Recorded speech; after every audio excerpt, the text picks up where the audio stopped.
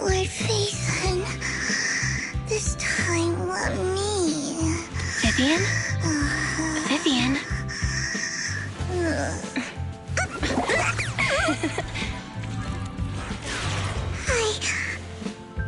I didn't disturb your sleep, did I?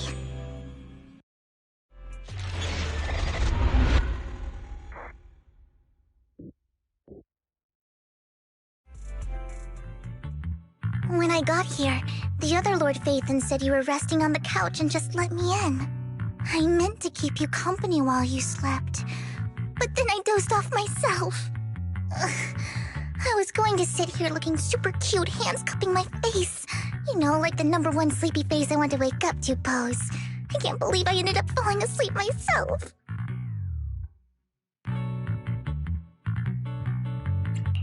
What sleepy face? What pose? That was a lot of words in one breath. Are you sure you got enough sleep, Vivian? No, Lord Phaethon. I was just worried that I had disturbed your rest. Just being able to see you sleeping peacefully is already the highlight of my day. No, my entire month. Though it is a bit late, but... Good morning, Lord Phaethon. That was so formal. Feels like you're about to drop some big news after a greeting like that. Mockingbird's death has stirred up quite the storm. I took some time to gather intel. It seems someone deliberately leaked the story that Hugo is an illegitimate child of the Ravenlock family, but I haven't found the source yet. Could it be Hugo's uncle, Hartman? Maybe he's trying to turn people against Hugo and Mockingbird by playing the illegitimate child card.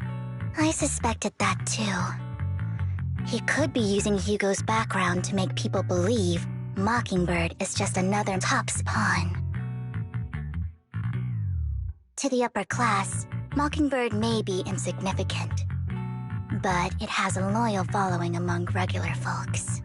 But after some digging, I was surprised to find that the public isn't turning on Hugo.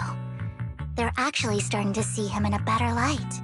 Some people feel bad for him, some relate to his struggles, and Hartman's the one getting all the heat.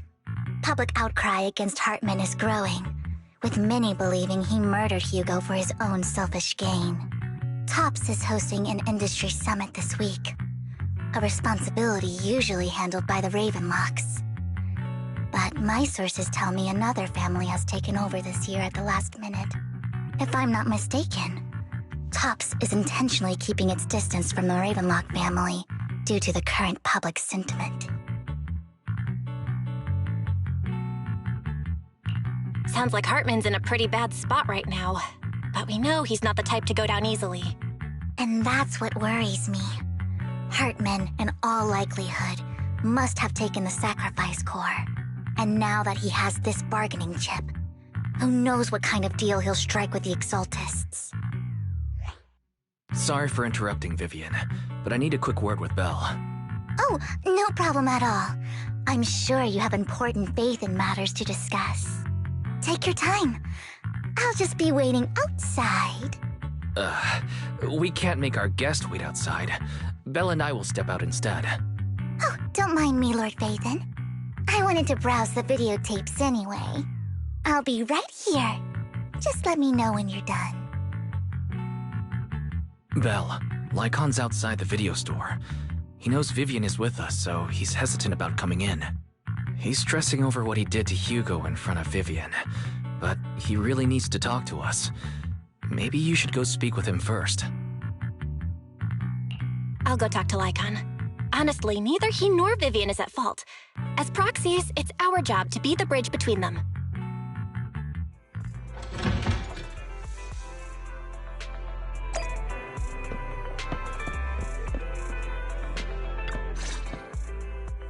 Good morning, Master Proxy. Good morning, Lycon. Wise mentioned you wanted to talk to us and Vivian about something?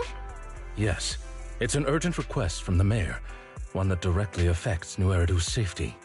However, before we get into the details, As a former member of Mockingbird, I'm concerned about Miss Vivian.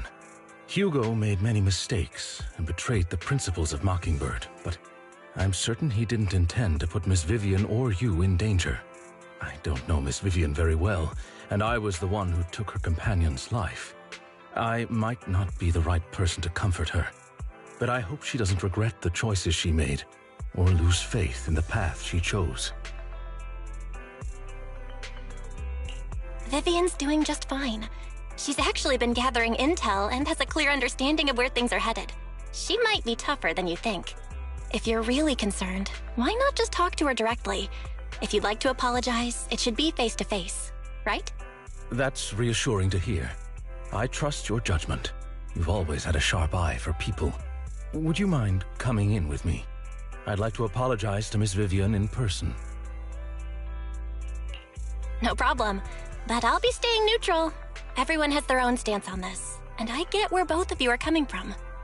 As a proxy, I'm just here to make sure you have an open conversation. I'm not taking sides. I respect that. Thank you.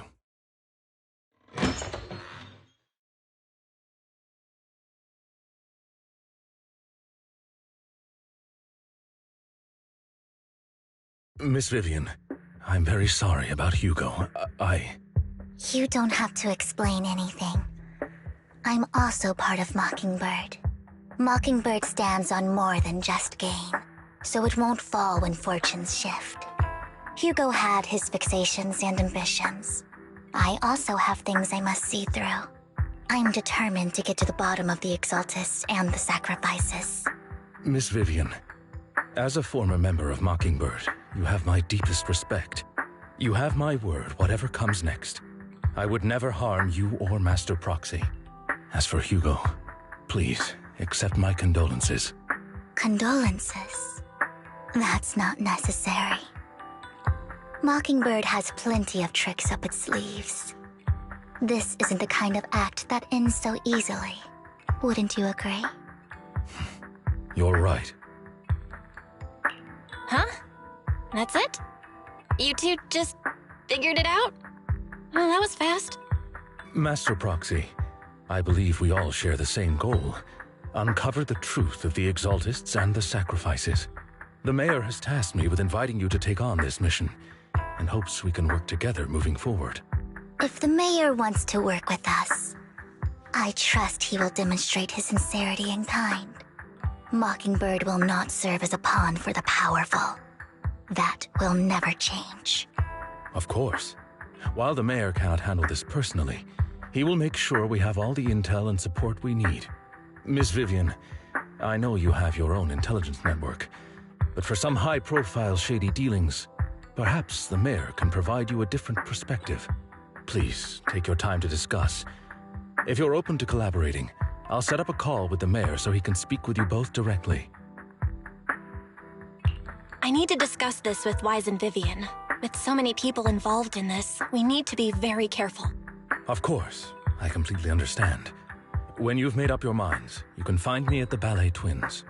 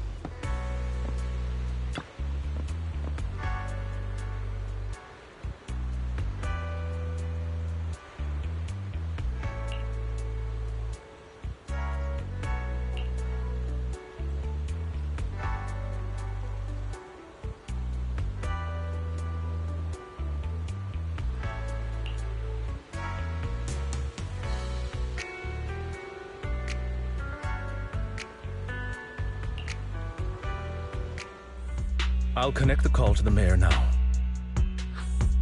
My dear friends, I'm glad you're willing to keep working with me. I'm truly sorry about what happened to Mr. Hugo Vlad. I didn't anticipate things would turn out this way. As mayor, I can't fully condone Mockingbird's actions, but personally, I had a lot of respect for Mr. Hugo Vlad. I looked further into Bringer's map. The sacrifices were created by an exaltist named Landon, who was active in Janus Quarter. Mr. Landon passed away in an accident a few years ago.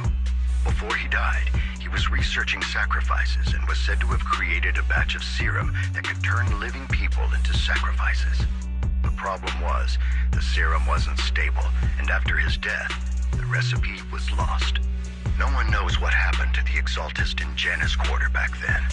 But it's clear that after the leader died, there haven't been major exaltist activities in the area.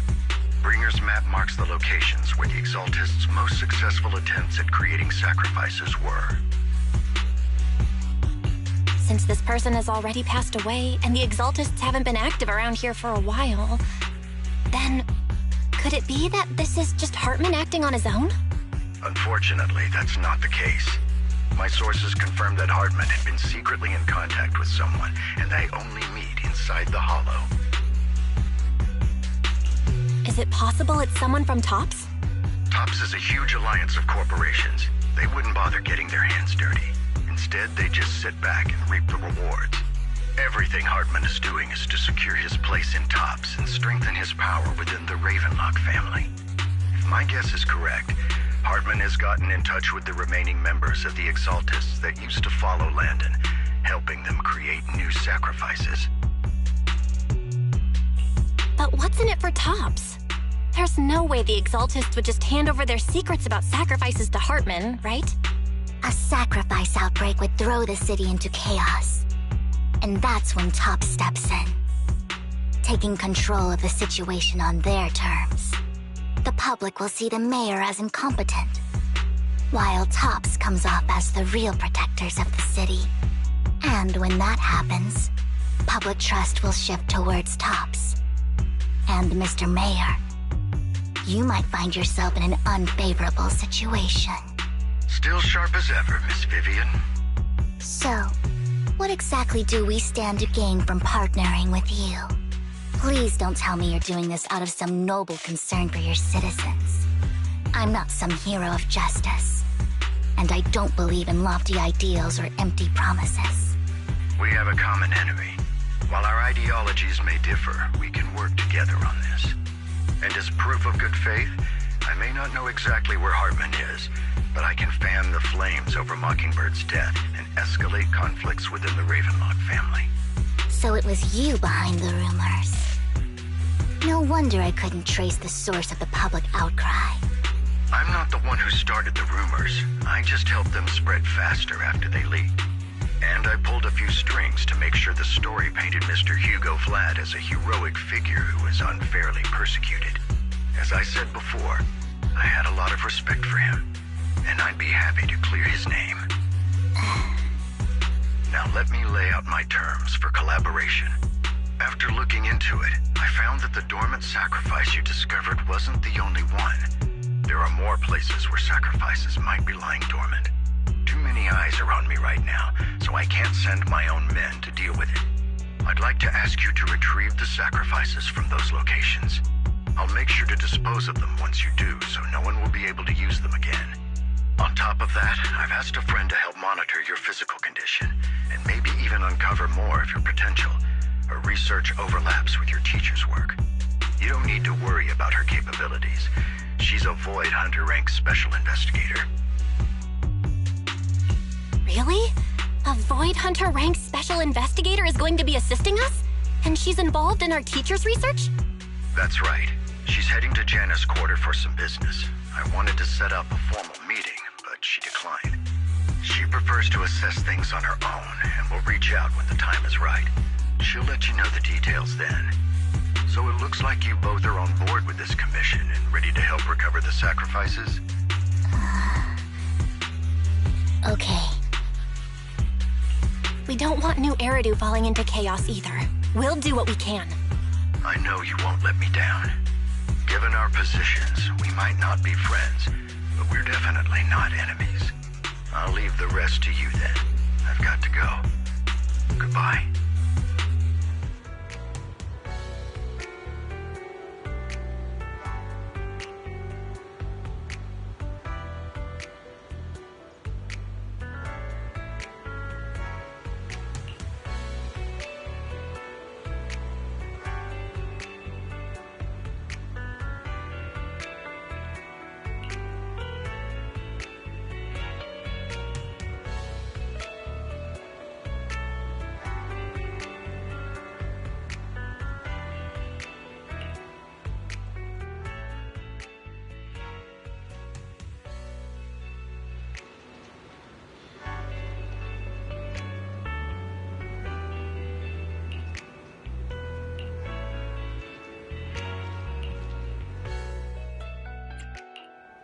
Did you call me? Meow.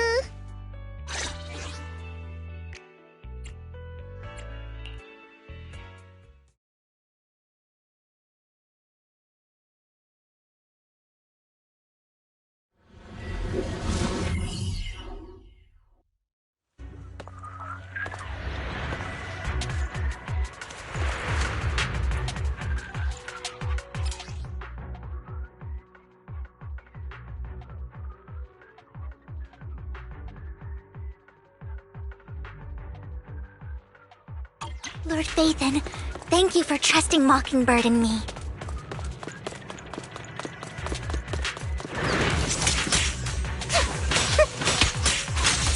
Look around! Don't touch me! No!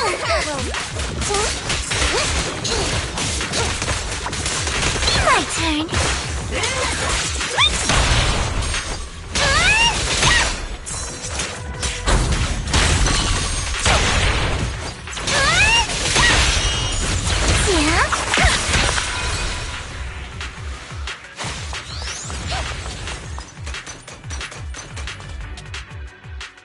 Has someone already taken the dormant sacrifice from here? Or did the Exaltus decide to relocate it? No. If these dormant sacrifices aren't handled carefully, they could awaken and turn against anyone nearby. She wouldn't risk moving them unless it was absolutely necessary. Did she realize the mayor was looking into this?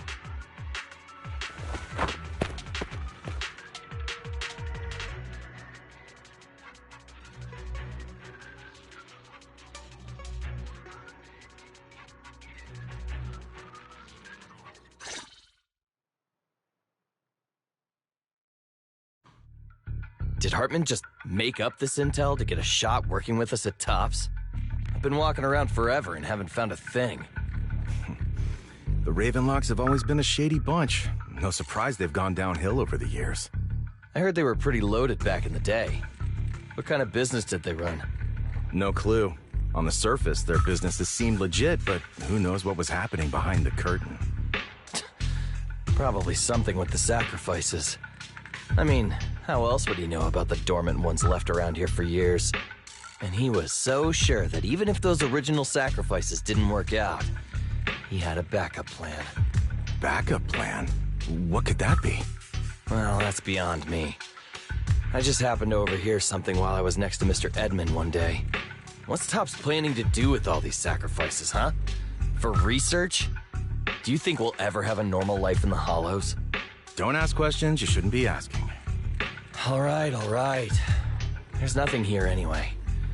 Let's leave the Hollow and report back on what we found. And we'll make it just in time to clock out for the fieldwork shift. Let's get out of here first.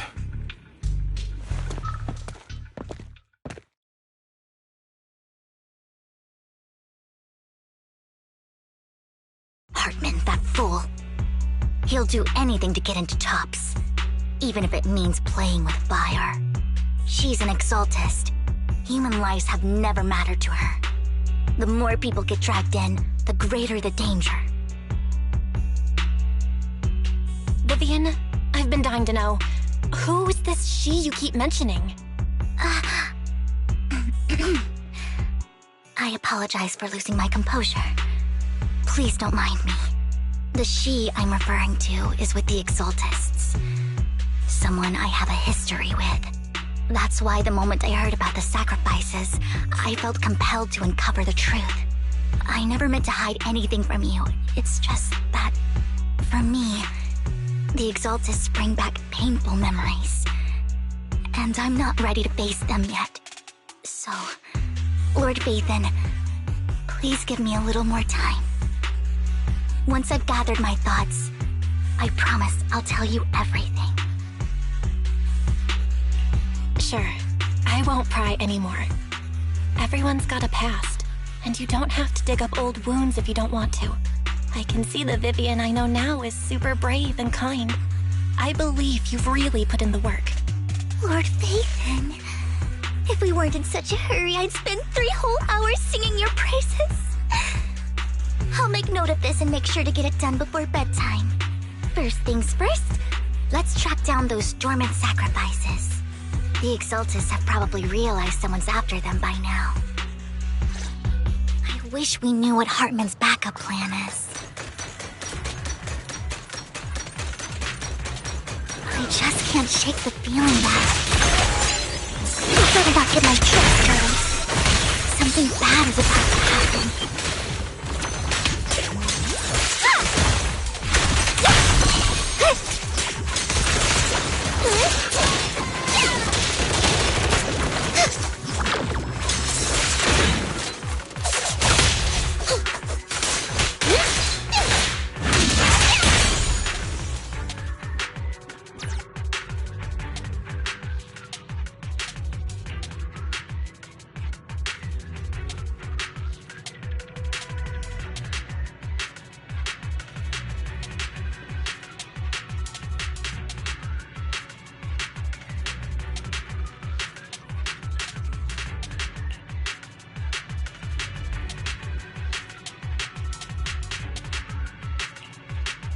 Hugo may have done terrible things, but he had his reasons. Mockingbird might be seen as the bad guys by a lot of people, but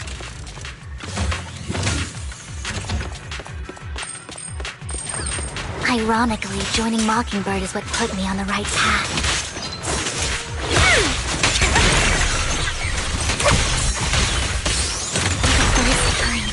I'm needed for more than just my curse.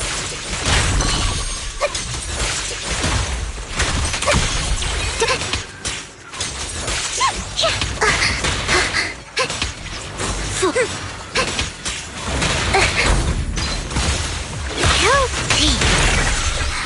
Nothing here either. Are we too late? There's...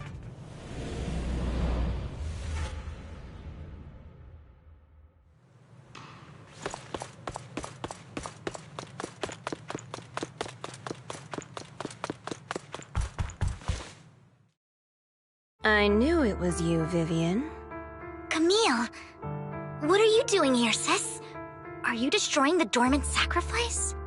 Vivian, don't call me sis. I'm not your sister. Are you trying to stop the Exaltists? I never left the Exaltists. You know what Landon did back then! Lord Landon did it for the Creator. His methods may have been extreme, but they were necessary. Back then, you walked away. You should do the same now.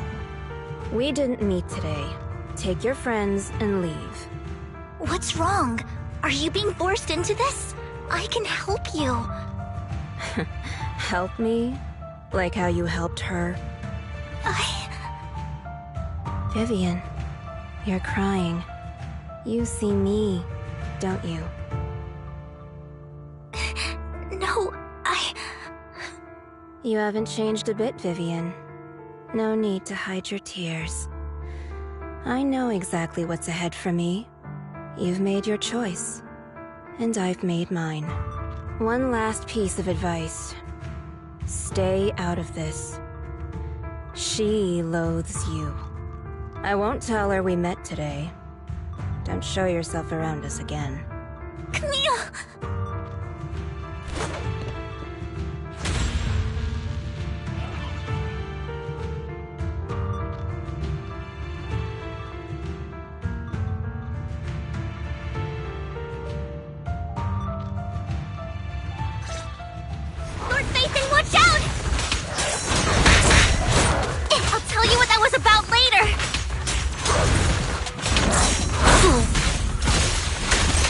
care of the ethereals first.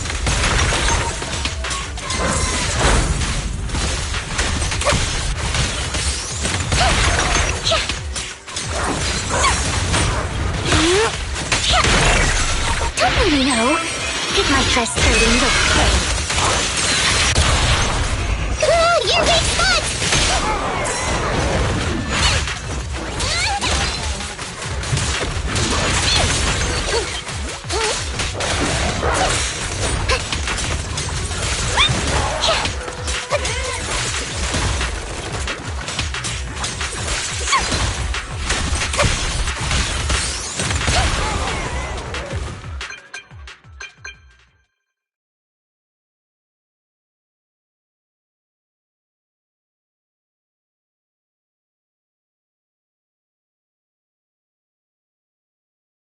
You two took longer than I expected. Did something happen? We searched the coordinates the mayor provided. Most of them were already empty. No dormant sacrifices. Camille, the Exaltists have been actively destroying the dormant sacrifices. The Exaltists? There's no reason for them to go after the sacrifices, right? Vivian is telling the truth. I saw it too. And one of them is someone I once knew. I thought she would leave the Exaltists after Landon's death, but she stayed. Do you have a history with the Exaltists, Vivian? When I was a child, I stayed with the Exaltists for a while. Back then, Landon was one of the most respected figures among the Exaltists in this region. A lot happened, and after Landon died, I left. I can't turn a blind eye to the sacrifices. I know all too well how many lives have been lost bringing them into existence. Ever since I learned a sacrifice had appeared in Janus Quarter, I haven't been able to stop worrying. I won't let history repeat itself. That's why I asked Hugo to investigate, starting with the Sacrifice Corps. Vivian. Please stop. I'm not looking for comfort. I'm just recounting the story for you to understand the situation. We've got bigger things to focus on. But when I do need comforting, I'll come straight to you. I hope you'll make time for me, Lord Vathan. Just so you know, I'm not the easiest to console. No worries. I'll totally have your back until you're feeling better. Okay. Back to the matter at hand. That conversation between those two TOPS employees back in the Hollow is still bothering me. They said Hartman had a backup plan, and that got me thinking about some news that was quietly swept under the rug. Lately, there have been mining accidents in Ravenlock-controlled areas. Many workers have died. The families were paid off with huge settlements, way more than usual. No protests, no controversy, and the issue was buried. But considering the Ravenlock's financial position, why would they be so generous with payouts? That sounds sketchy. Are you saying they made up the accidents and the workers' deaths? Precisely. I don't think those workers died in mining accidents. I'm planning to reach out to some old friends, see if they've heard anything about this. Do you have time, Lord Vathan? My contacts are just near 6th Street. Care to join me? I'm in. Let's go together.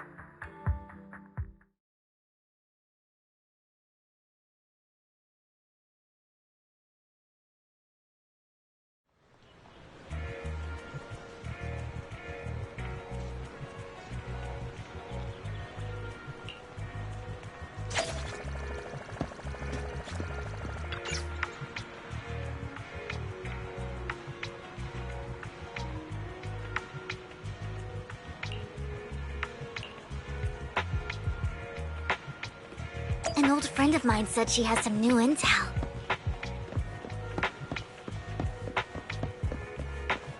She's like a mentor to me. I learned a lot about data scraping on the internet thanks to her.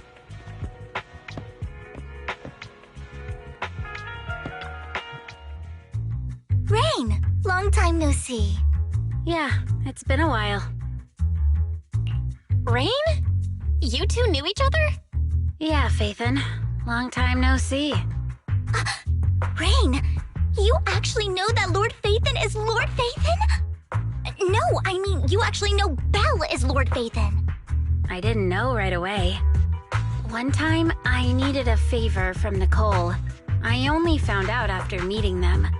I mean, who would expect a legendary proxy to be running a video store for a living? Oh, by the way, your idol... Rain, let's not bring up old stuff. Lord Phaethon wouldn't be interested in that. Why are you all tense? Right! Lord Phaethon lives on 6th Street too, and might know your idol. Remember when you traced that post on Internet to 6th Street and actually went to check it out? And you came back all bummed, spouting nonsense. Like there was only a black cat at the location, and maybe your idol is actually a talking cat. Or something like that. I know that black cat. I'm always sneaking at snacks. Lord Phaethon, please, let's drop this topic. Come on, Vivian. It's been years, and you still won't say who your idol is. If you'd just let me, I'd have tracked them down ages ago. I get it. You want to find the person who's important to you on your own. But you've tried so hard already. It's okay to lean on me a little, you know. I'm sure your idol won't hold it against you. I shouldn't have come to see you. Huh? What's wrong? Hey, Rain. Vivian said you might have some new intel. So let's get to the important stuff first. All right, let's get down to business. Here's something I'm pretty sure about. The Ravenlock family's claim that those missing workers died in an accident? Don't buy it. The last signal from those workers was near the Hollow, then communication went dark. I think they were taken into the Hollow. And yesterday, I picked up that the Ravenlock family secretly hired some people to search the Hollow's perimeter. I caught a weird distress signal from someone and managed to track down the source. When I tried to reach out, the signal cut out completely. The last trace of the signal was near Lumina Square. Finding someone in real life isn't really my thing, so that's where you come in. Okay, we'll check things out. You just said this is something you're sure of. Do you have anything you are unsure about? I dug up some info online, and one thing stood out. A few days ago, there were some creepy sounds coming from an abandoned warehouse by the port. The place was locked up, so no one could see what was happening inside. Not sure if it's related to your search. If you don't find anything useful around here, it might be worth checking out. Well, that's all I have for you. Thank you, Rain. Don't get all emotional on me now. I'm just helping out a friend. This one's on the house. Consider it payback for the favor you did me last time. But if you still want to find your idol, hit me up. I've been curious for what... Alright, don't worry about it. I'll manage it myself. Stop being so nosy, Rain. Nosy? Nah, just professionally curious. What kind of person is worth all this searching, huh? But honestly, whoever they are in real life, they've become a part of you. You've come a long way in this search, Vivian. I much prefer the person you are now. So if you find this person, don't chicken out. Go meet them. People will appreciate you for who you are. Rain... I might not care about the real world or what it'll be like, but I hope everyone I know can live a good life. I'm counting on you to save the world, guys. All right, I have other business to take care of, so I'll leave the rest to you.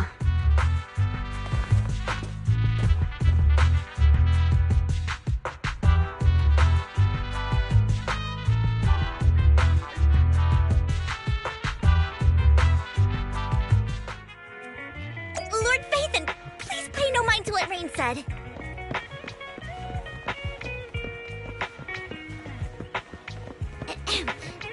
guys up ahead. Let's hurry.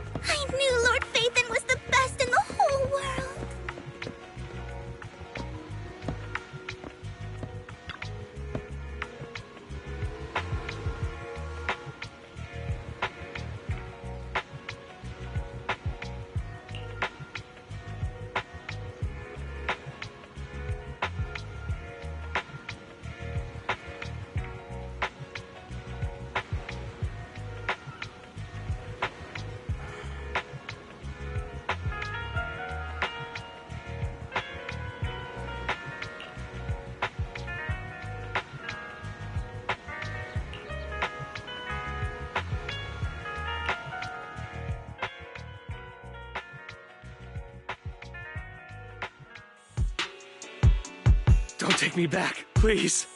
I was wrong. I know I messed up. I don't want your money anymore. Please, no. Calm down. Who are you? I won't say anything. Just let me go. I don't know anything. I swear, I know nothing.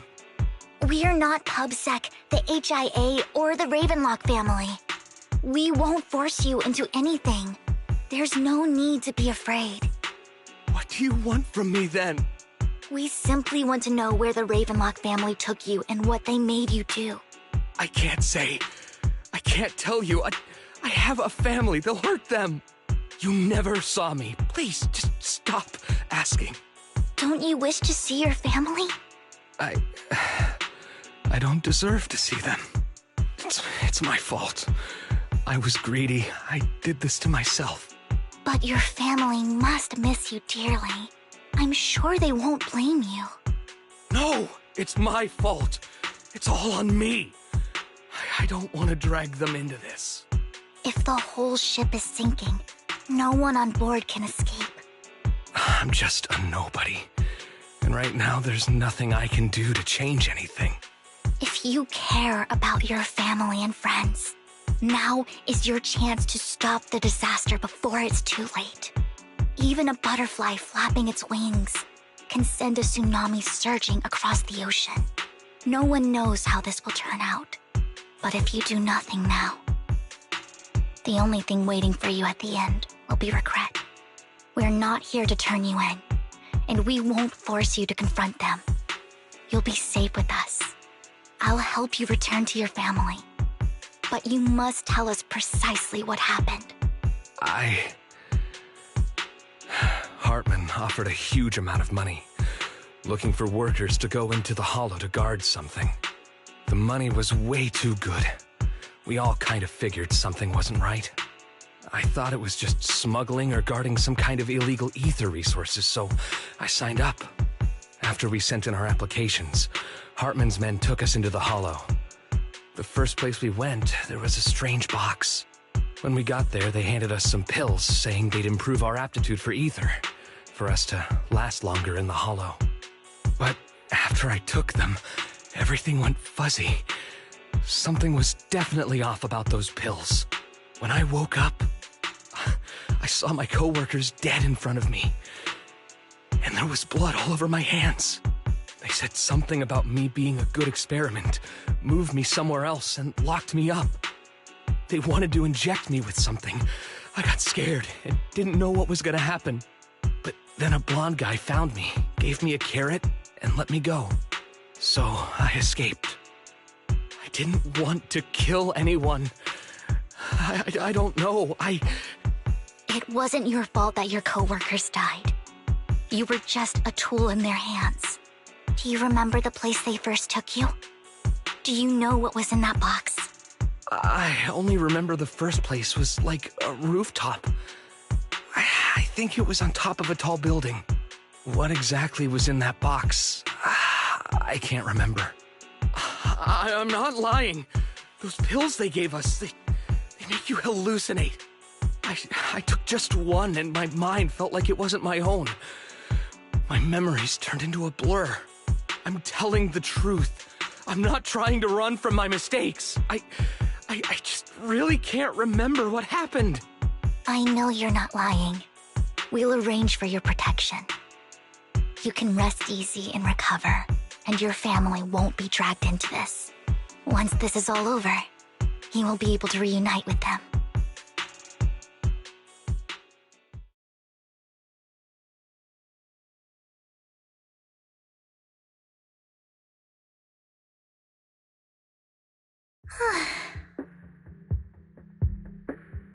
I've been meaning to say this for a while, Vivian. You're just so calm and decisive when things get tough. Totally different from the impression you gave me at first. Actually, I wasn't always like this.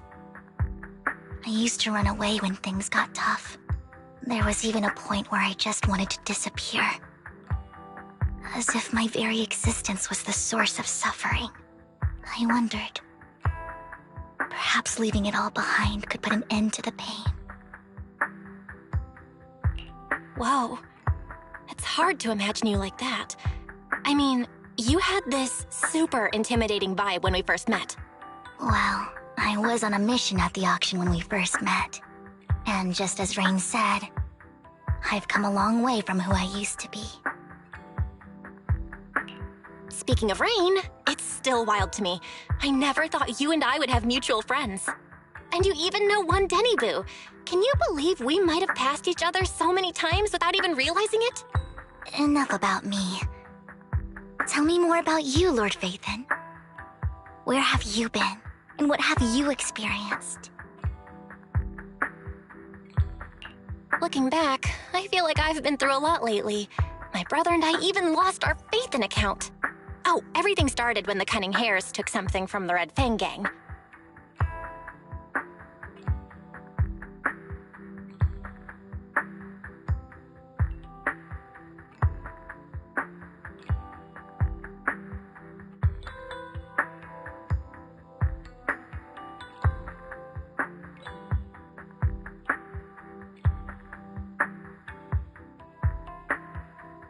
I remember it should be around here. That store's been sitting in my favorites for ages.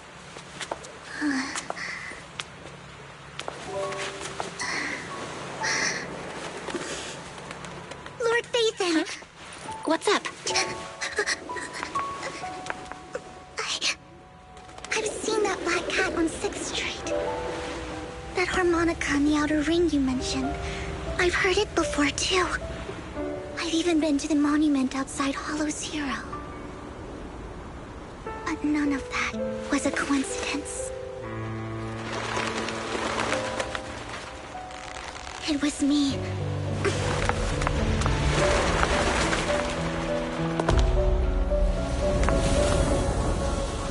Following you, and now I've finally made it to your side. Ever since I was little, I had been seen as the bringer of bad fortune. I had traveled to many places and witnessed far too much misfortune. Every tear I shed brought disaster. I've heard too many curses to count. I loathed my tears as much as I despised my own existence. Wherever I stayed, tragedy followed. I had roamed too many places, and each time, it ended the same way. I didn't know where I could go anymore. One night, I stumbled upon a post discussing me. Whether they knew me or not, everyone seemed convinced that I was the source of the curse. Some mocked me with cruel intent. Some wished I would vanish, and others speculated maliciously. It really seemed that my very existence was a disaster. In that moment, as darkness enveloped the city, I saw lights flickering to life all around New Eridu. So many lights, and not knowing where to go, I thought, if only I could disappear into those lights. I made up my mind, and right then, my phone rang. I decided to take one last look. I wanted to know who left me my final message from this world. It was you, Lord Phaethon. Wait, really? Me? Yes. And I checked with the other Lord Phaethon. You were the one using the account at that time. But I know you probably don't remember it. After all, it was just an ordinary day, with an ordinary post and meaningless comments online. But for me, it was the night I finally realized where I could go. I wanted to walk the paths you had walked, see the sights you had seen. And then, one day, share it all with you, face to face. What did I even say in that comment? I can't remember off the top of my head. Well, you'll have to figure it out for yourself. I'm not telling you. Huh? No! So, Lord Phaethon, thank you. Not only for that comment you made that day, which was a silver lining for me, but also for giving me the courage to become who I am today. The Vivian standing right in front of you now. Lord Phaethon. I truly like who I've become.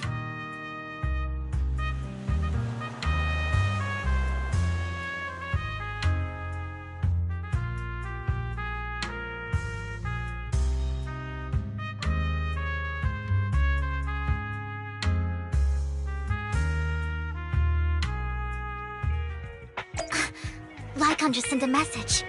There's an update. Let's head back to the video store and go over the details together.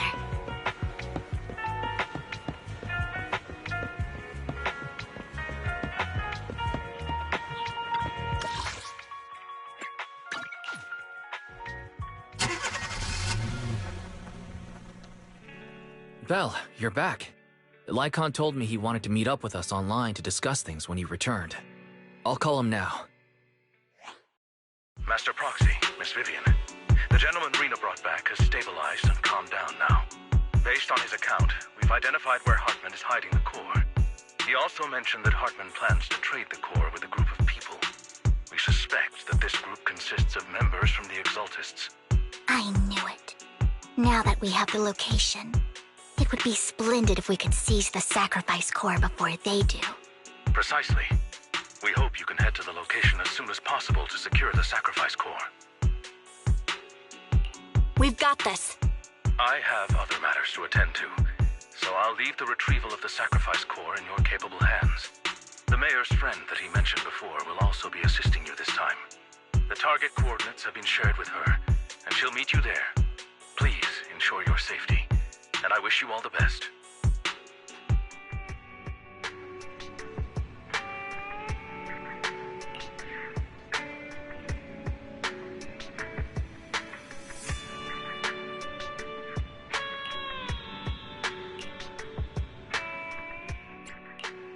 I'll help you win, but let's relax. It's like a walk in a park.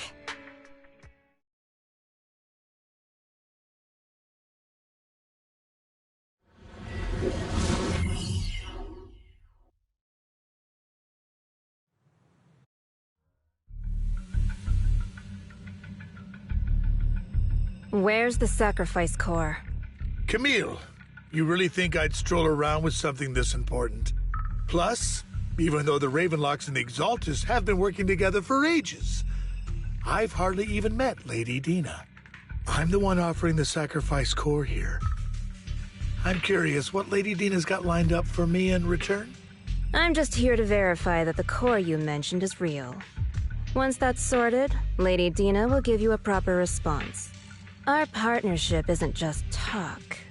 We need to be sure you have what we need before moving forward. Sure thing. I'll take you to where I keep the core. Once you verify it's legit, have Lady Dina come over.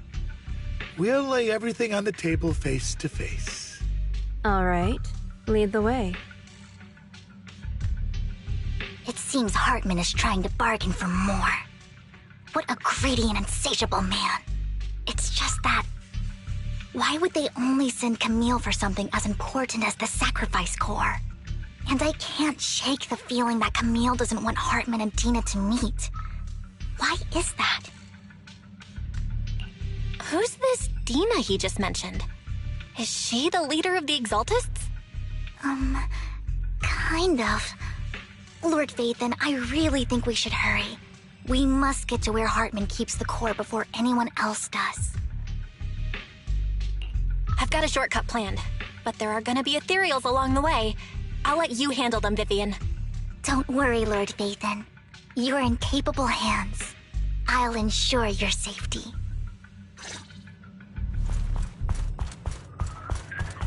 Ethereal! Stay away from Lord Phaethon!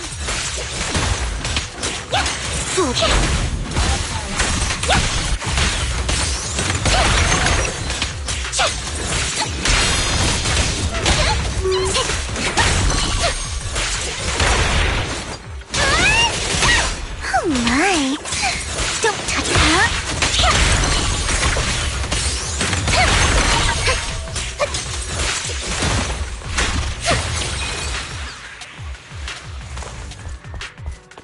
Looks like Hartman's trying to negotiate for more leverage.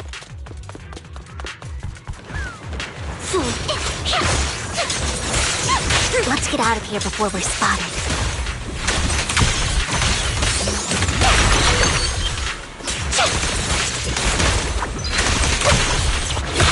Great. Let's keep moving, Lord Phaethon.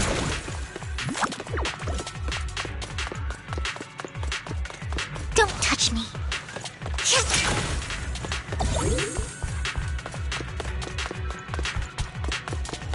Leave the enemies to me, Lord Phaethon.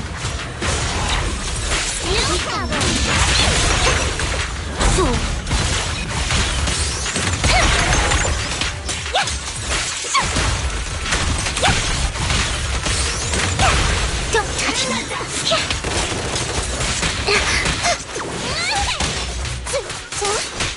My turn.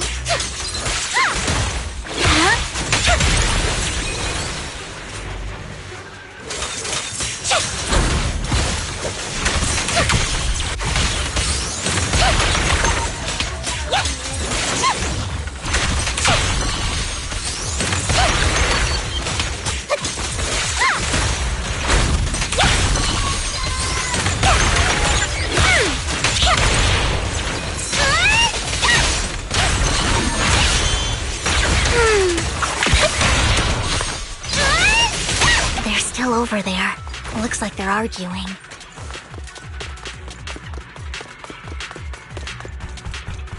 No matter who has the sacrifice core, Hartman or the Exaltists, it would be really dangerous.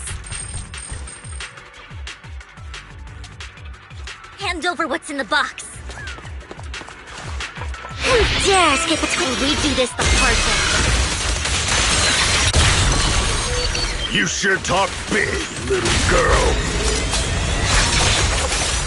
Let's see it. Let's hurry and secure the sacrifice core. Lord Phaethon, the box is empty. So Hartman never kept the core here to begin with? How did you even find your way here? Where's the core in the box? What did you do with it? You call this keeping the sacrifice core safe?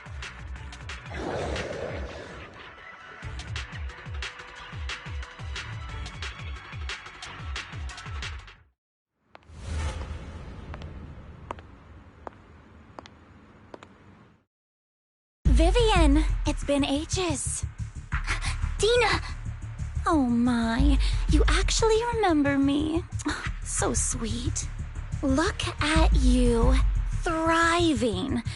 I thought you'd totally forgotten about our past. So, tell me, do you ever dream about the people you've killed? Are they crying in your head all night? Back then, I had no idea. You had no idea? While you were soaking up all that love from Daddy and everyone else, you had no idea what was going on? I wasn't... Lady Dina, Miss Vivian didn't actually... Camille, when did I say you could meet up with Hartman today? I just wanted to make sure the sacrifice core is legit. I was worried Hartman might try to pull a fast one on us. Really? So loyal.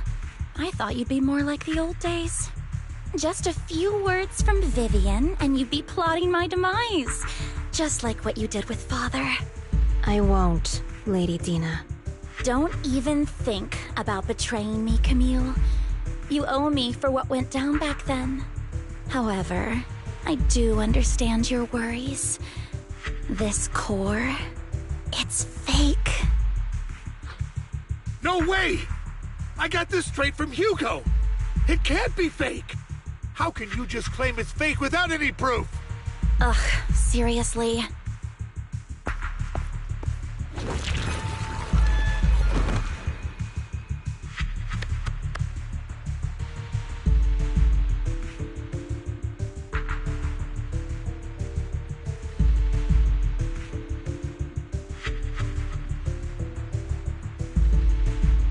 The sacrifice core can max out the ether particles within human bodies in no time at all. But look at your little subordinate. How uncouth. He's making noises like some animal. Can you shut him up? So annoying. The masterpiece Father made for the creator isn't this worthless piece of junk you're holding. So, the real core. Vivian, where do you think the sacrifice core is really at? I don't know. If I knew where the real core was, I'd destroy it without a second thought. Dina, you understand what the sacrifices are. And you know those who were blessed should not have to endure such horrors. Oh, they shouldn't have suffered those horrors. Weren't you the one who decided if they'd be blessed or not? If it weren't for your tears, how would they have encountered such misfortune? How self-righteous, Vivian. Their fates were in your hands. It was you who brought disaster on them. Landon just needed an excuse. He needed someone to blame. Whether I shed tears or not, he'd treat living beings as mere subjects for his sacrifice experiments. Dina, you know all of this. Landon even went so far as to sacrifice you. Shut up, shut up, shut up! Father did it for his great cause. Vivian, why do you always mess everything up for me? Everything! You did it before, and now again! You just had to ruin my plan. I was so close to fulfilling Father's last wish. If you don't give me the sacrifice core, be prepared to become food for the ethereals. I told you I don't have the sacrifice core. Otherwise, I would have destroyed it already. Lord Phaethon, find the right moment to retreat. She can be quite unpredictable when her temper flares. Oh, really? You don't have it? Then I suppose there isn't a reason to keep you alive.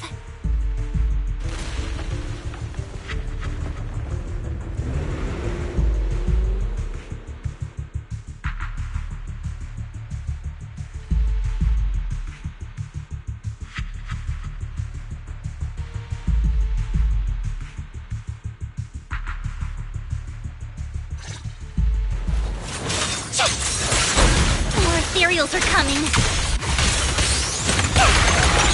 Don't touch me.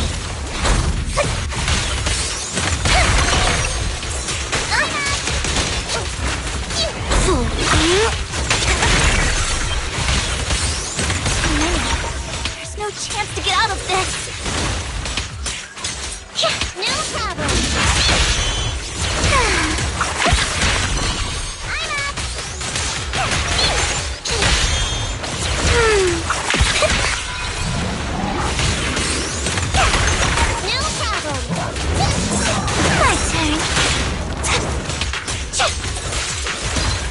Better not get my dress dirty.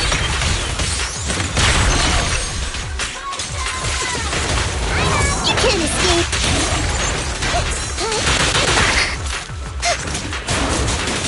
Alright. Find cover. Stay awake. No problem. Oh my.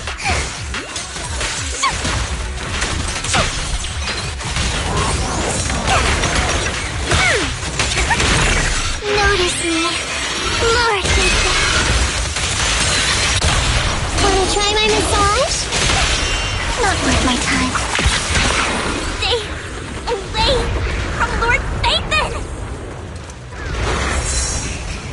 There are so many.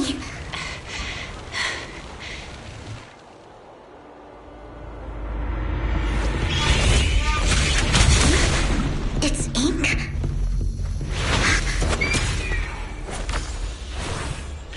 Shun Palace, good fortune, closed gate, safety.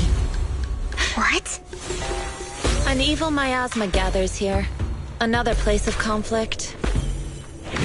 If you wish to avoid disaster, then head southeast.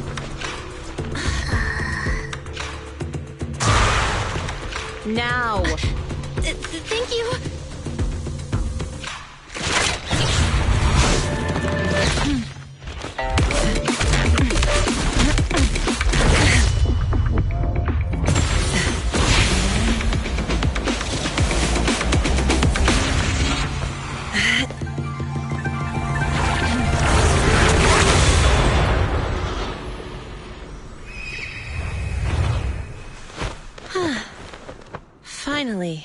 Peace and quiet. You must be Belle, right? Mayflower mentioned a special partner might need my help. Can I ask, who are you? I'm the 13th generation master of Yunhui Summit. You can call me Yixuan. Mayflower passed along your info, and I was curious what kind of person you are, so I came to see. At first, I thought it might be a hassle, but your energy feels really calming.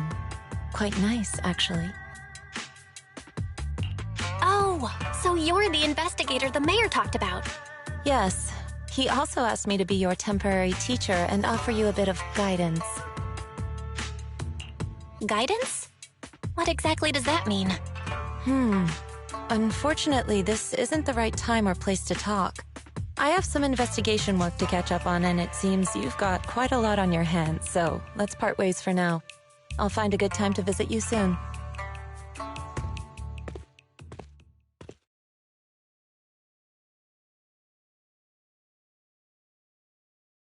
I'm so sorry, Lord Vathan. I'm just not feeling very well. I think I'll head back for now. I'll investigate the sacrifice core and reach out once I find something. You definitely need some rest. Let's get out of the hollow.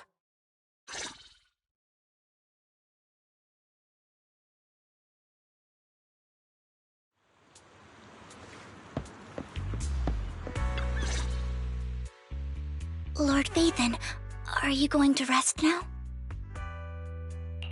I'm not in a hurry to get back. You've been kind of off since we got out, and it's got me worried. If something's bugging you, just spill it if you want to. I'm a pretty good listener, you know. I didn't mean to keep my past from you, Lord Vathan. When I was little, people thought I brought misfortune, so no matter where I went, no one wanted me around for long. Then, one day, Landon adopted me and brought me to the Exaltists. There, I met Dina, who was so kind to me, treating me like a dear sister. She told me her father, Landon, was a great man who'd one day make everyone stop fearing the Hollows, so all life could live freely inside and outside of them. Dina helped Landon pick people for the blessing, and everyone in the Exaltists respected her greatly. Those who received the blessing would have a better ether aptitude, allowing them to enter the Hollow freely without fear of sudden disaster. Back then, Dina would chat with me every day, always about the Exaltists and her father. But things between us shifted when Landon asked me to step in for Dina. Landon told me I didn't only bring misfortune, and that if I listened to him, I could actually help people. After that, he'd take me to meet people, and if I shed tears, he'd give them a blessing medicine. Those who got the blessing could dodge calamities. At first, I was ecstatic, thinking I could help others. I shared my joy with Dina, but that was when she started to pull away from me. The blessing medicine. Please tell me that wasn't the sacrifice serum Bringer had? Yes. To be precise, it was an early version of the sacrifice serum. Landon's medicine wasn't stable. The medicine Landon developed could boost abilities quickly, but also sped up the development of ether corruption. In the end, most people turned into ethereals, and a few became sacrifices, losing all human consciousness. The ethereals were killed while the sacrifices were given to the higher-ups of the Exaltists. The Exaltists wanted the sacrifices to hold human consciousness, so Landon's medicine was seen as a failure, and he gradually lost influence within the Exaltists. One day, I saw Dina, and tears streamed down my face. In a bid to save his reputation, Landon decided to let his own daughter receive the blessing. I had always thought that getting the blessing was a good thing, until I saw terror in Dina's eyes that day. That evening, I broke Landon's rules for the first time, and followed him out of the Exaltist's residence. I trailed him to the Hollow, where I witnessed someone who had been blessed becoming corrupted. In the end, that person became an ethereal. Then, without hesitation, Landon killed him. Before Landon returned, I went back to the residence and snuck into his study. And there, I uncovered the truths I just told you. And just a few days later, it was time for Dina to be blessed. I wanted to save her and stop anyone else from getting deceived. So, that day, I told everyone present that Landon should be the one to receive the blessing, not Dina. At first, Landon argued, and no one believed me. But, in front of them all, I looked at him and let my tears fall.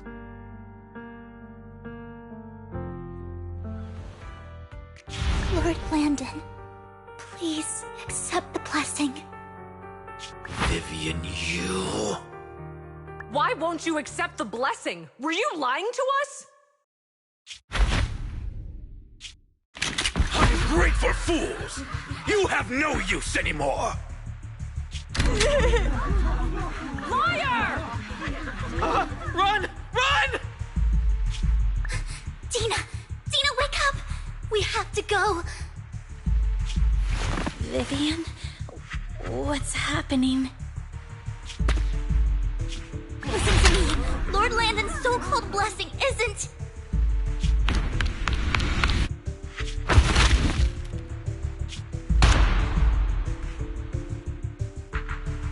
Father!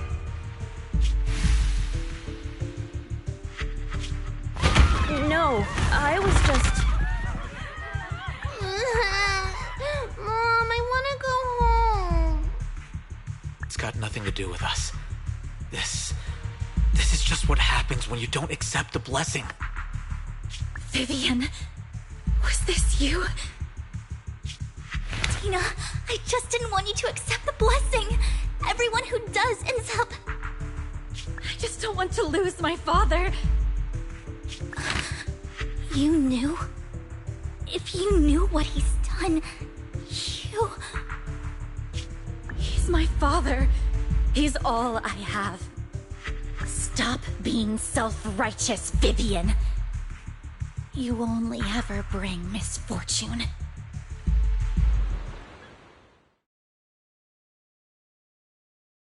I thought once Landon was gone, Dina would leave the Exaltists. I never expected her to continue his research, or that Camille would stay. Camille lost her entire family in a hollow disaster, so she's always supported the Exaltists. She's not a bad person. She's just someone searching for hope. She joined the Exaltists very early on, and even watched Dina grow up. That day, she was just so desperate to save Dina that she...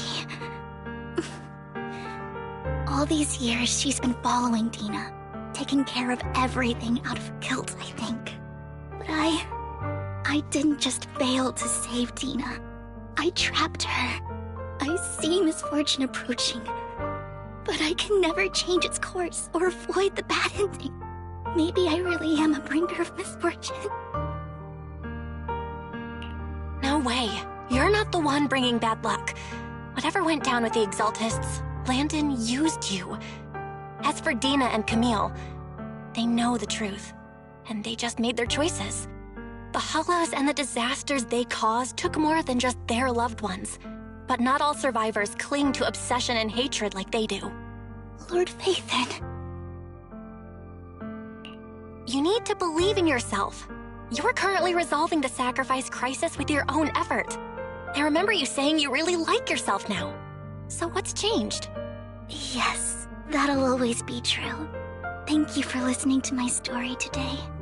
Years have gone by, but I've never had the courage to face all this. Maybe Dina and I were meant to meet today, so I could finally spill it all out. It lightens my heart a little. Lord Phaethon, you truly are a wonderful listener. Whenever you're feeling down, don't hesitate to come to me. I will. It's been such a long day. You must be exhausted. I'll track down the location of the sacrifice core and let you know what I find. Good night, Lord Phaethon.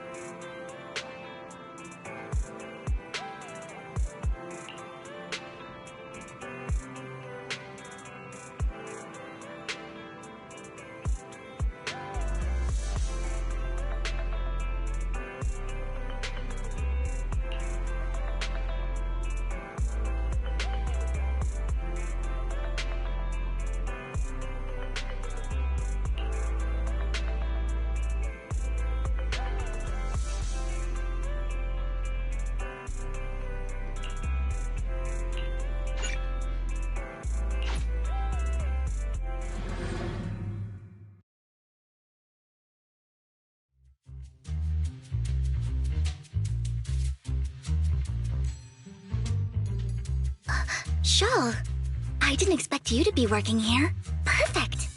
I was just covering someone's shift. The screening here is super strict, and I was afraid the supervisor would realize I was new and subbing for someone, so I hid in the control room during the supervisor's inspection. So I happened to bump into this guy, a blonde man wearing a hat, and I think he was checking some footage. Then he logged that footage into the tape he brought. Later, I found that part of the footage had been wiped. Blonde, wearing a hat. Could it be Hugo? Do you know him? I think it's him. If it were Hugo... I think I know where he would hide the tape. Thank you, Shaw. You were a big help. Great!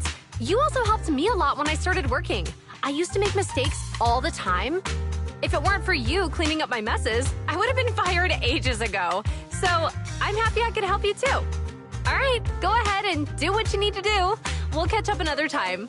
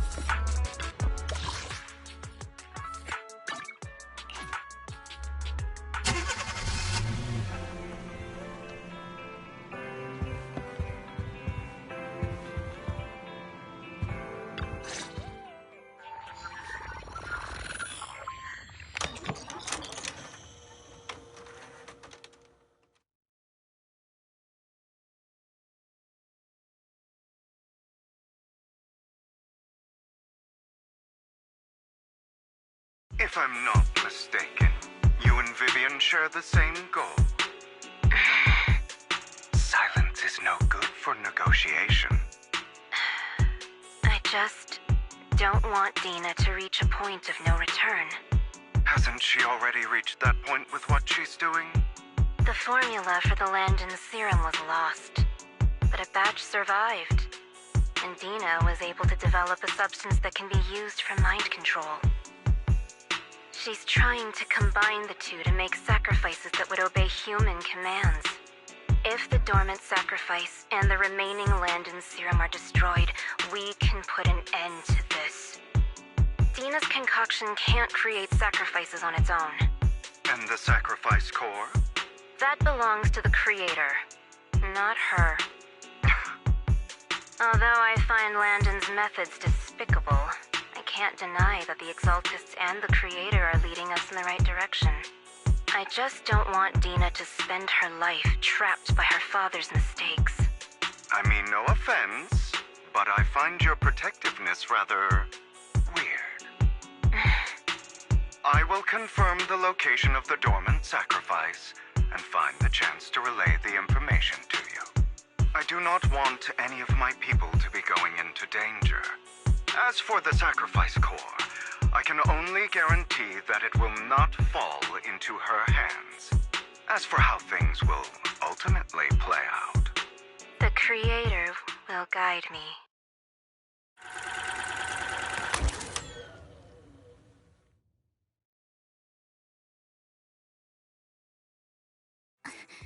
Camille was actually destroying the dormant sacrifice? Now Camille's actions make sense. But why did Hugo never tell us? Hugo... he... Belle, Lycon said there's something urgent he needs to discuss with us right now. All right, let's patch him in. Master Proxy, I apologize for disturbing you. We have just learned that the Ravenlock family will host a banquet tonight. This banquet is rather special, as they're allowing members of their family to invite business partners to attend. With Hartman at the center of controversy, there are many members of the family who are eager to use this opportunity to replace him. The mayor has been spreading rumors of a young tycoon who inherited a sizable fortune and is looking to partner with a person from an old and influential family. This information has lured a young man named Burton from the Ravenlock family. So, you want me to pose as this tycoon and use Burton to infiltrate the banquet? Correct. And Hartman's study is also located within the venue. I see. Hartman's study might hold valuable information. So, what should I do? You can attend as her +1. +1? Lord Phaethon, please go with me! Master Proxy, it seems Miss Vivian requires your presence, so... Yes, just your presence will help me immensely! All right, then let's go together. I'll send you the time and place for the meeting with Burton. If you encounter any danger, please evacuate immediately or contact me for backup. I hope everything goes well for you tonight.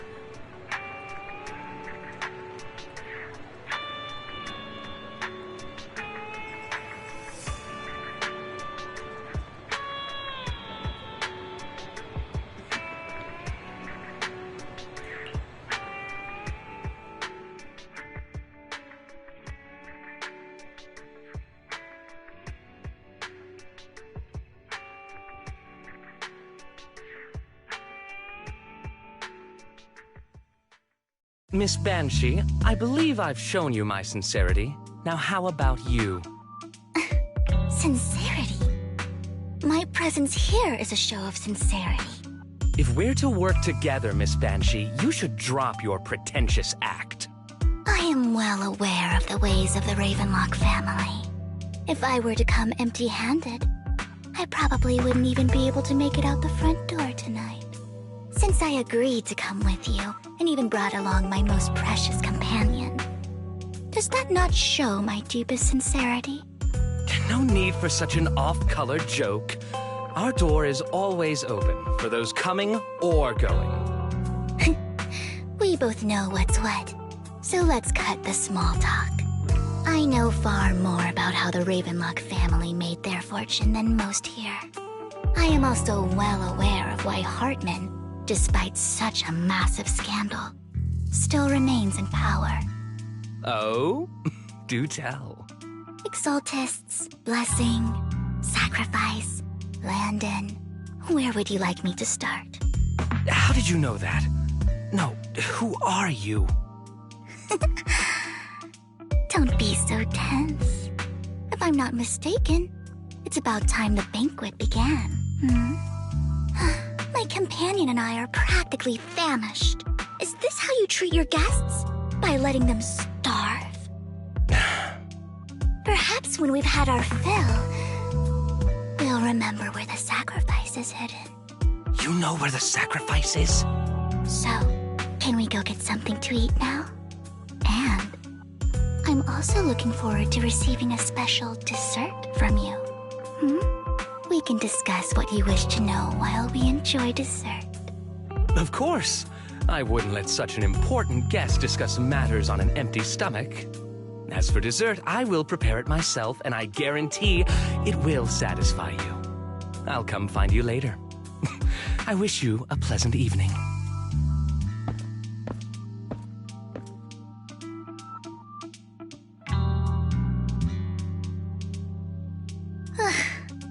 These kinds of people are exhausting to deal with.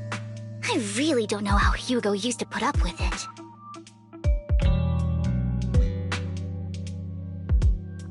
What did you mean by dessert just now?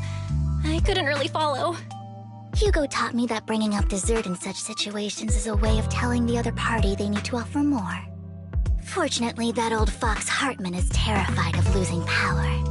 He's definitely keeping the destruction of the sacrifice and the fact that the sacrifice core is fake hidden from the other family members.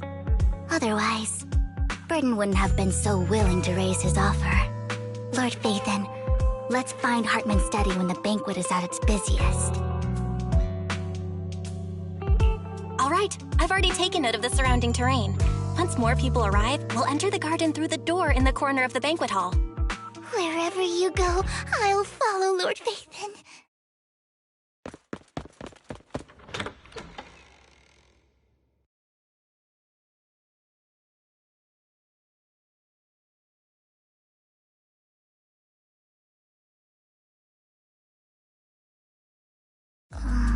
Isn't this going a bit too well?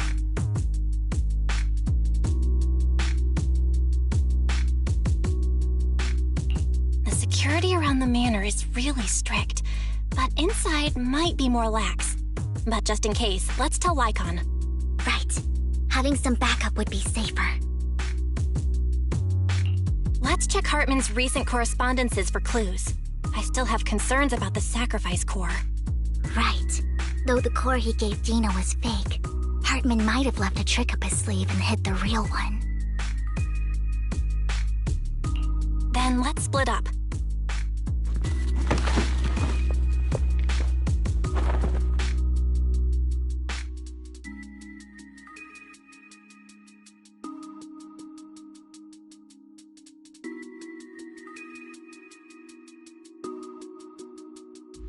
Esteemed guests, is the catering at the Ravenlock family banquet not to your satisfaction?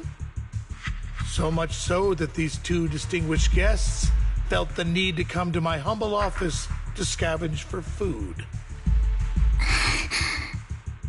Don't want to come out? Well, after all, you don't have long left.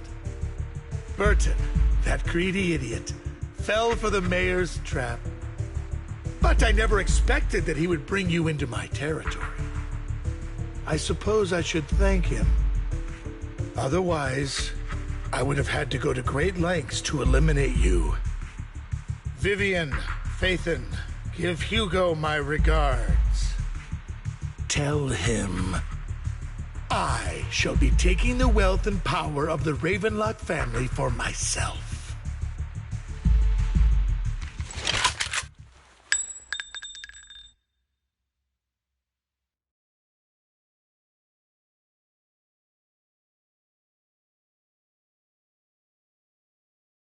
The bullet? How? Dear Uncle, why must we be so distant with one another? You can just tell me what you want to say directly. Hugo! Impossible! You're... Uncle, you must know a Ravenlock will never stop until they get what they want. Did you really think I would be defeated so soon, when I have yet to trample you into the dirt? You filthy bastard! You only know how to resort to these petty tricks! Petty tricks?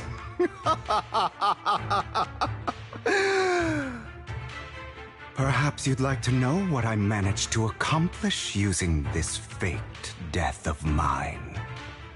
My dear Uncle.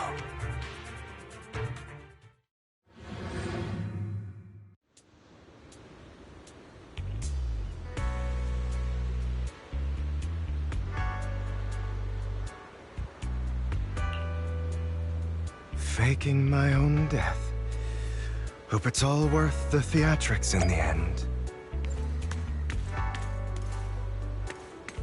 It was just to keep Hartman off my back, but maybe I went a little overboard. The manager must be pretty shaken up. I should apologize at some point.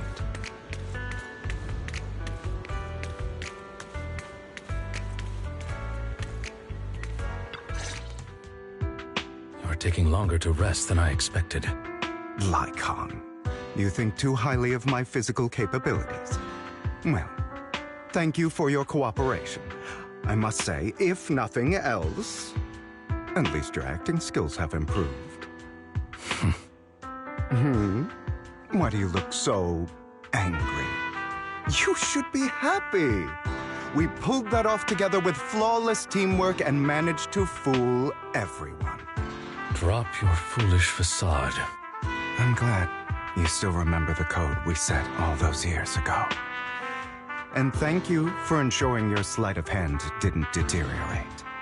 Oh, right. I should also thank the blood bag hidden in my clothes and our other props. Do you remember when we last used this trick? It was probably ages ago.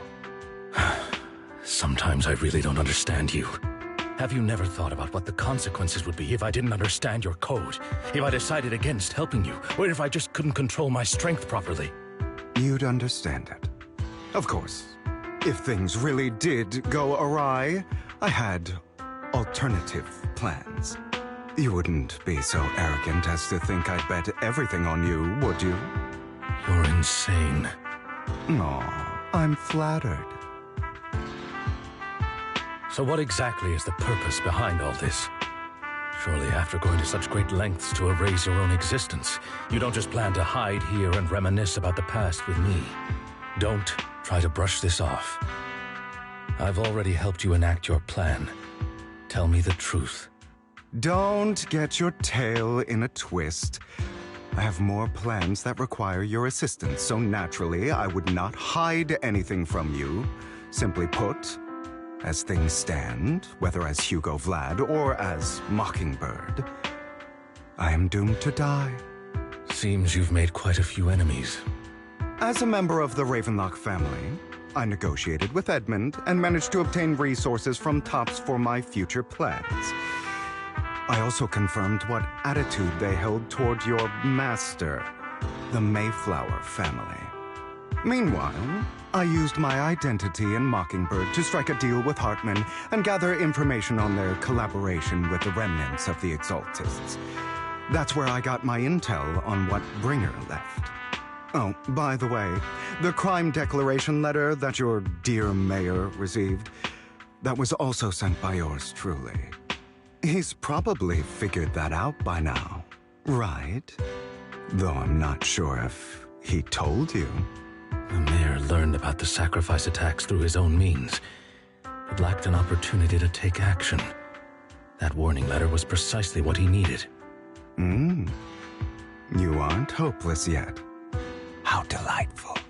In short, I'm more well-informed than your lot because I get around, dealing with all these different important figures. But of course, it comes at a cost. It's only fair. After all, you can't hide the smoke from a wildfire. Rather than trying to carefully tame it and risk setting yourself alight, it's better to let it burn free. When I helped you put on your little act, killing you in front of everyone, you left the sacrifice core to Hartman. That was intentional too, then? Oh, yes. And it worked like a charm, didn't it? Now no one cares for me anymore, and all eyes are on Hartman. A perfect situation for keeping the Ravenlock family in check while dealing a cutting blow to the Exaltists behind them.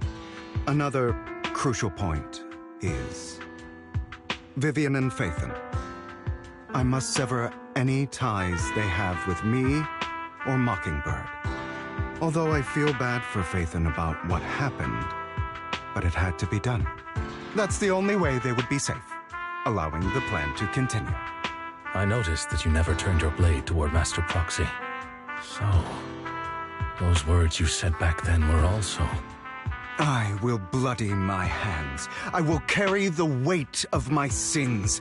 I will become the Abyss. Obviously, it was all an act. My acting has always been impeccable, as you know.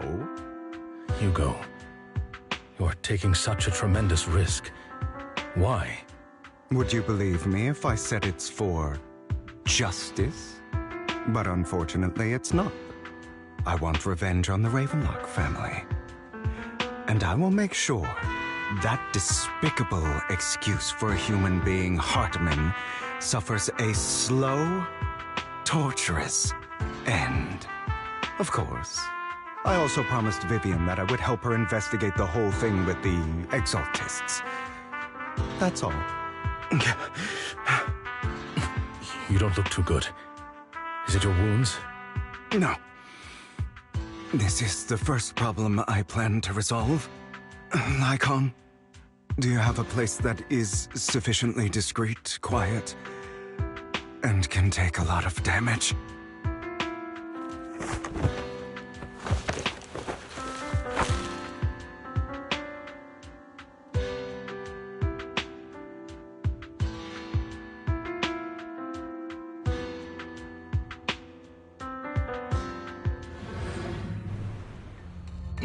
What exactly are you doing? Don't look at me like that. If I didn't have to do this, I wouldn't. Hartman recently obtained a bizarre substance, most likely from those crazy Exaltists. After use, it allows control of the victim's mind, to some extent. You were dosed with it? To be more precise, Lycon, I deliberately allowed Hartman to put this drug in my cup to facilitate our previous collaboration.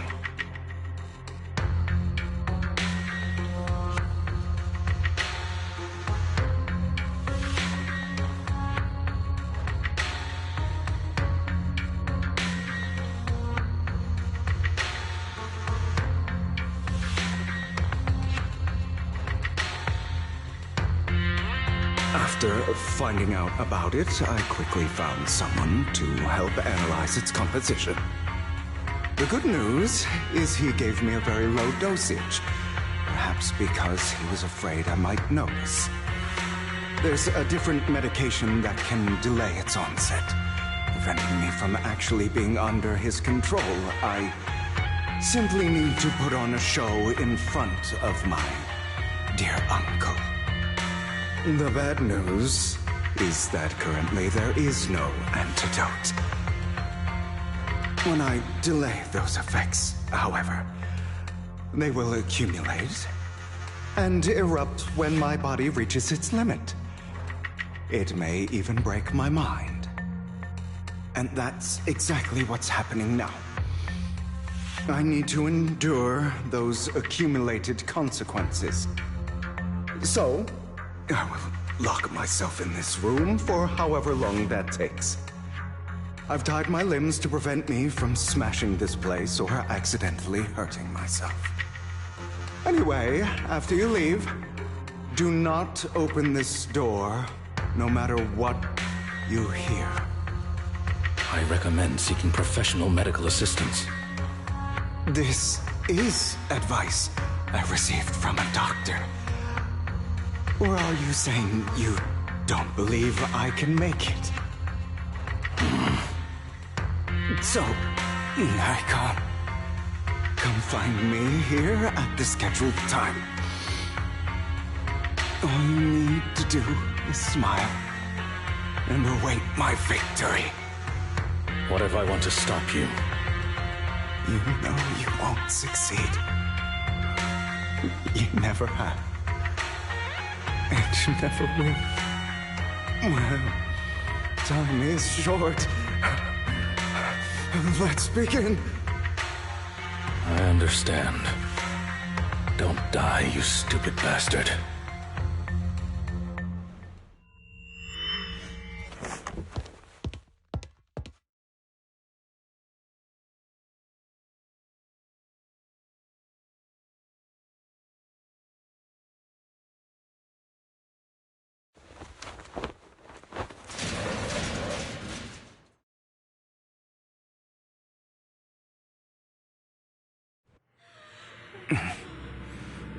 Is this because the side effects haven't worn off yet?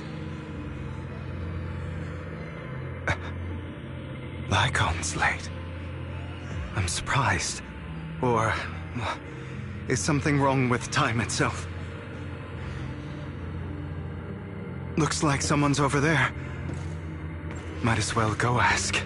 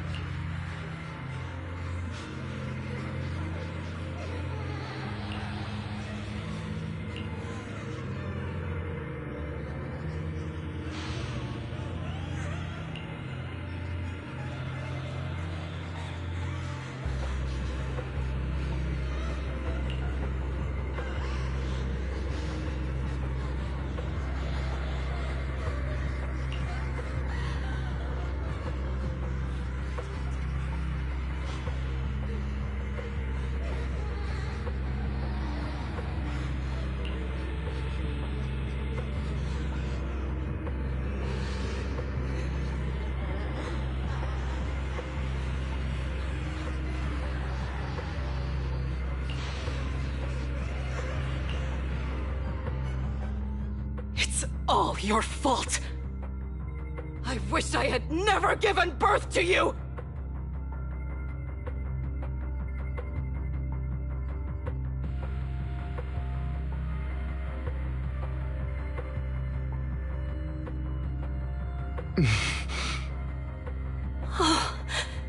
Everything will get better if you just die, right? If you die, he'll come back. We'll have another, more perfect child. One who will inherit the Ravenlock family bloodline. Then, I'll be able to escape this pain.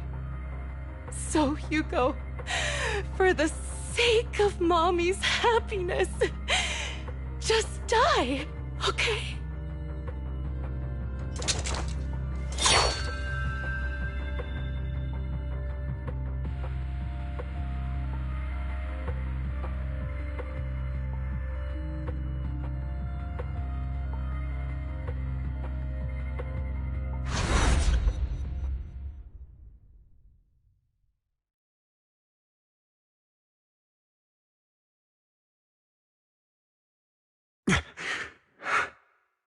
So, I wasn't awake yet after all. That's because you don't want to wake up again. Who are you? I am you. Hidden deep within your heart. Your most true self. You want to kill her, don't you? Your so-called mother. Every time she beat you without reason, when she tried to gouge out your eyes, when she sold you into that hell, laughing all the while. You wanted to be the one to end her life. Why not admit your hatred? As you are, you can hunt her down and make her pay for the living hell of a childhood she made you suffer. Yes, I hate her. I hate her because she was foolish and shallow, greedy and stupid. I hate her because she doesn't deserve to be a mother. She did everything she could to try and get into the Ravenlock family, believing she could live a life of luxury without having to do anything and never realizing she was a pawn, discarded from the very beginning. So she chose to blame me. Blame me for my heterochromia. Blame me for my very existence. But I won't kill her, because I know it won't change anything. She was incapable of loving me, just as she is incapable of loving herself. Have you been brainwashed by that dog? Keeping up the act of being some magnanimous and forgiving fool? Don't compare us. I've simply come to understand love or hate. I make my own choices, and they have nothing to do with anyone else. She sold you to the Ravenlock family for a huge sum of money. She used that money to start a new life without you. While she was indulging herself, you were going through hell in the Ravenlock Manor. Does it not torment you? Do you not feel the hatred? Do you not want to demand answers? Kill her. Only by killing her can you be truly free. For a long time, I thought the same way. But now, well, I want to make a different choice. Stop lying to yourself. You never had a choice. This weak-minded thinking will only lead you to failure. Like before, you'll be nothing but a worm, trampled into the dirt by those so-called elites. Do you still not get it? This is how the world is, and always has been. Hesitate and you'll be the victim. If you don't grab your knife first, you'll end up being on the other end of the blade. If you want to change anything, you must first become the one who makes the rules. Just like that woman. The only reason she could treat us that way was because we were weak. So listen to me. Find that woman, kill her, and prove to this world your strength. It's what she deserves. Why forgive them? They don't deserve it. I'm not forgiving them. Or rather, I don't care about them. They don't even matter, at least not yet. You know, Perhaps the person I hate the most, the one I truly cannot forgive, has never been someone else, but rather my weak, powerless past self who could do nothing but hide inside a closet and cry. I hate myself for having neither the strength nor the courage to resist. I hate myself for begging for so-called familial love, even after being treated so terribly. I hate that despite the pain of my wounds, I still hope to receive the carrot and not the stick. And that means you, correct? So, I forgive you. I forgive myself. You'll regret this, fool. Your pretty words mean nothing. You will ultimately return here to me.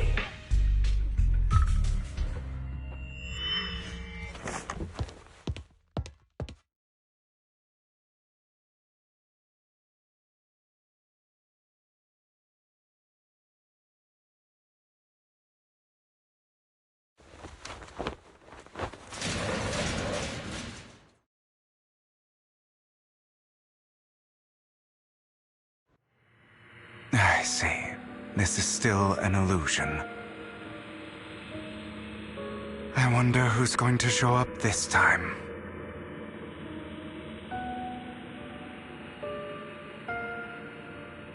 Brother! Hugo, let's play hide and seek! I'm already hiding! You'll find me, right? Like you always do! Serena.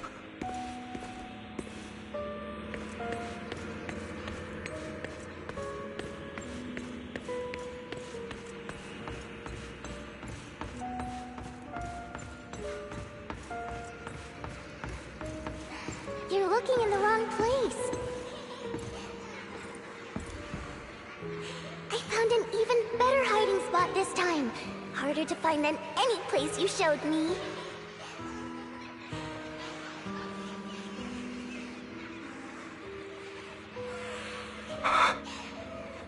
Hey, Hugo. Do you ever wonder why I had to die? It was because of me. That's right. It was because of you. It's all your fault. If only you didn't exist, I wouldn't have had to suffer.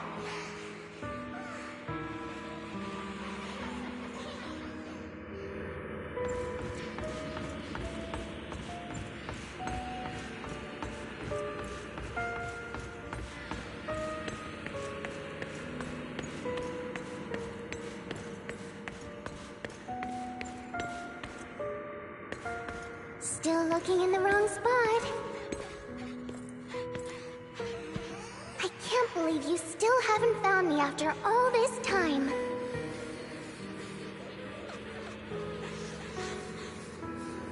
Have you forgotten about me?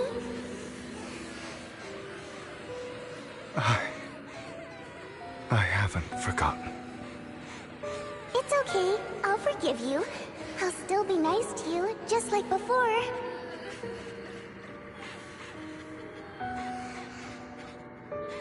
I was the only one who was ever nice to you, wasn't I? Yes. Then tell me, why do good people always suffer? Why is kindness always punished instead? Tell me, Hugo, why?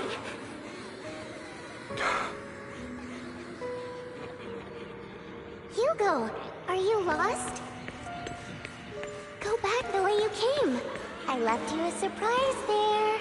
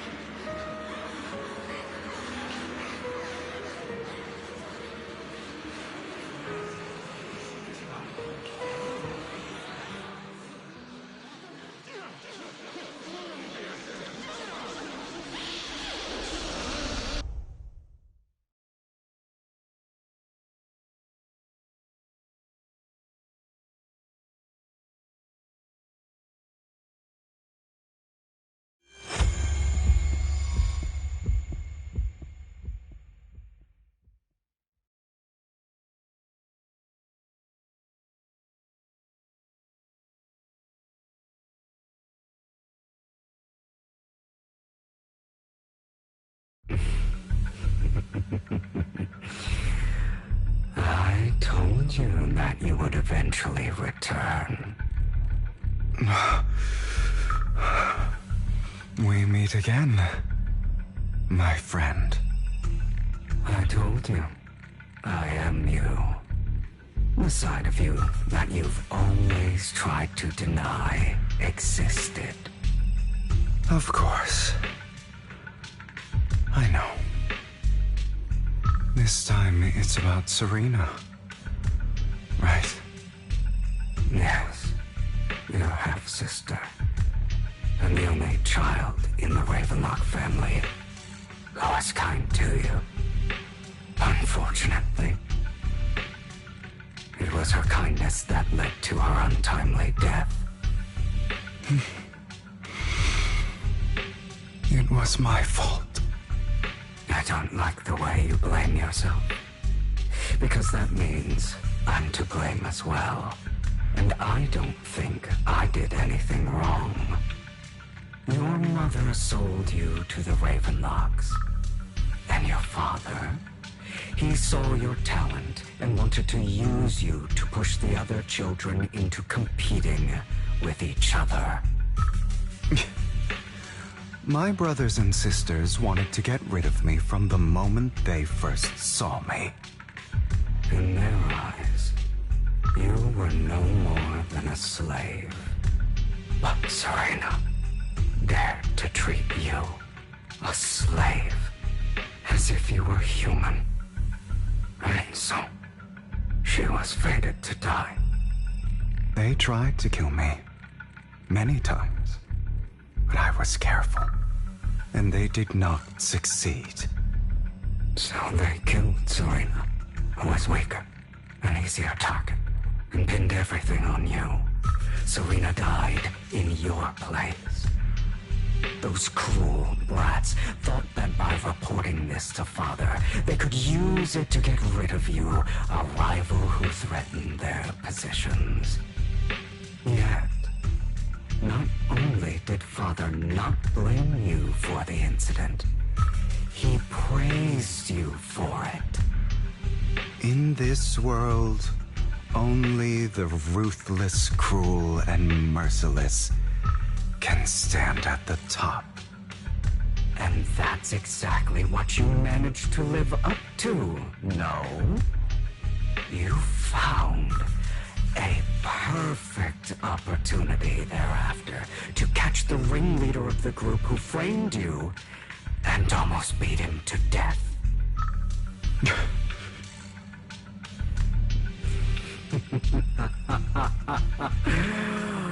Oh, you should have seen the expression on your face back then. Oh, crazed and manic with utmost delight. I don't remember that.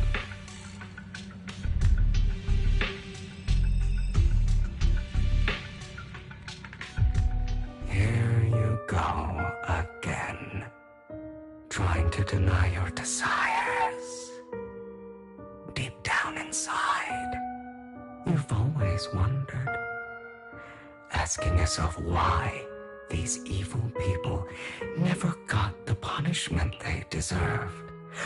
Why the world is so unfair.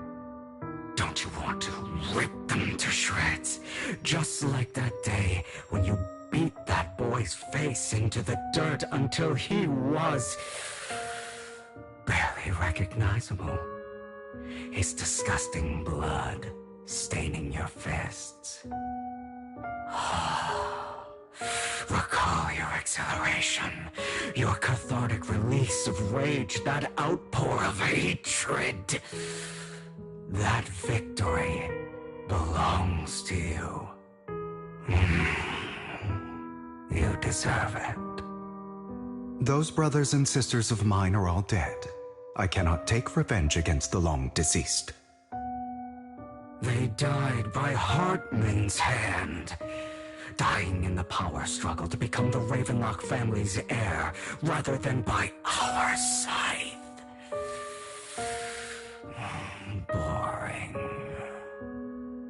Oh, I find it hilariously ironic. Children who would murder their own kin for scraps of power dead at the hand of their uncle who followed their example. Is that not karma? Power struggles pitting kin against each other, betrayal, suspicion, and hatred between people of the same blood. It's like a curse written into the Ravenlock family's genes. Laughably stupid. Don't forget, my dear, that the same blood flows through your veins.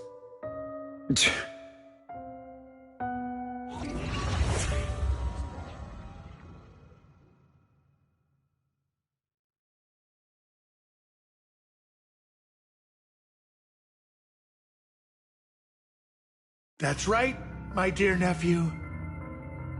No matter how much you deny it, the blood of the Ravenlock family flows through your veins. Survival of the fittest. Only the strongest deserve to live. Only the strongest deserve to rule. This is the path of success that has led the Ravenlock family to victory countless times.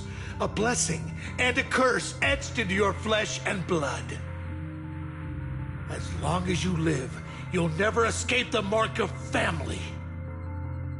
You are destined to one day become someone like me, like your father.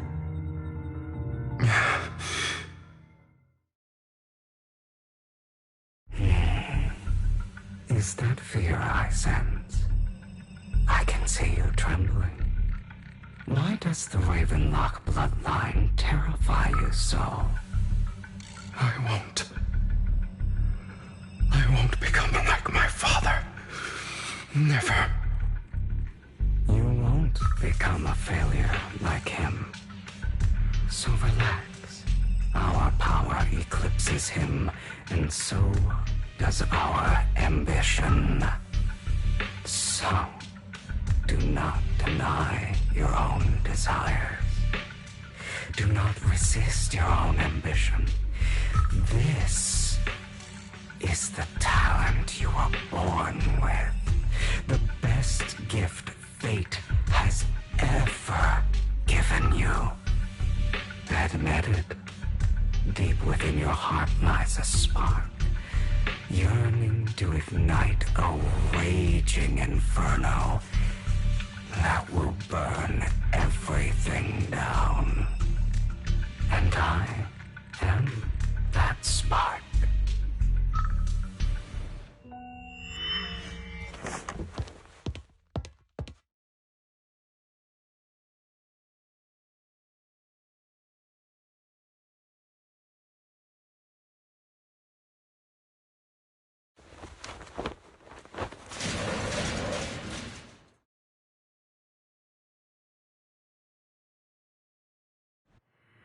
Lycon. Never thought I'd be this genuinely thankful to see you.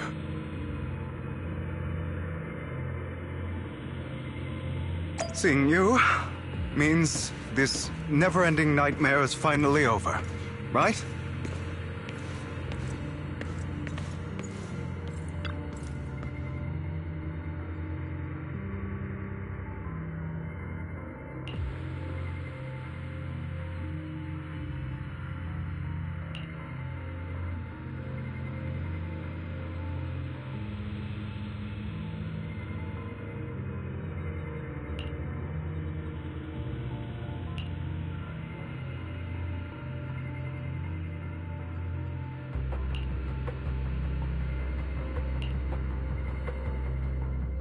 I don't want to hear something like that from you. You have no idea what that man, my father, is really like. A person who stops at nothing for their own interests and ambitions. Just like what you're doing right now. And what do you think I'm doing this for? All of this was part of your plan. You knew where the Ravenlock family was going to be, so you set Mockingbird's target there. To seek revenge, you plotted to assassinate your own father, but he was too vigilant, and you failed. After almost being assassinated, your father was furious and locked everyone in the hall, but was unable to find the assassin. And what a coincidence that a hollow disaster just occurred in the vicinity. So he used it to eliminate all the unfamiliar faces there, turning them into victims of the hollow, an easy feat for the Ravenlock family. So, the one who killed innocents was my father, not me. You knew what choice an extremist like him would make, and you used the chaos to once again attempt an assassination. This time you succeeded. You killed your own father at the cost of innocent lives. Admit it, Hugo. You don't care about anyone else. The only thing you care about is your revenge. How is that any different from your father? Enough. I'm tired. I may hate him for betraying me, but he wouldn't say something like that. What? You aren't Lycon. You're the other me, hidden deep within my heart.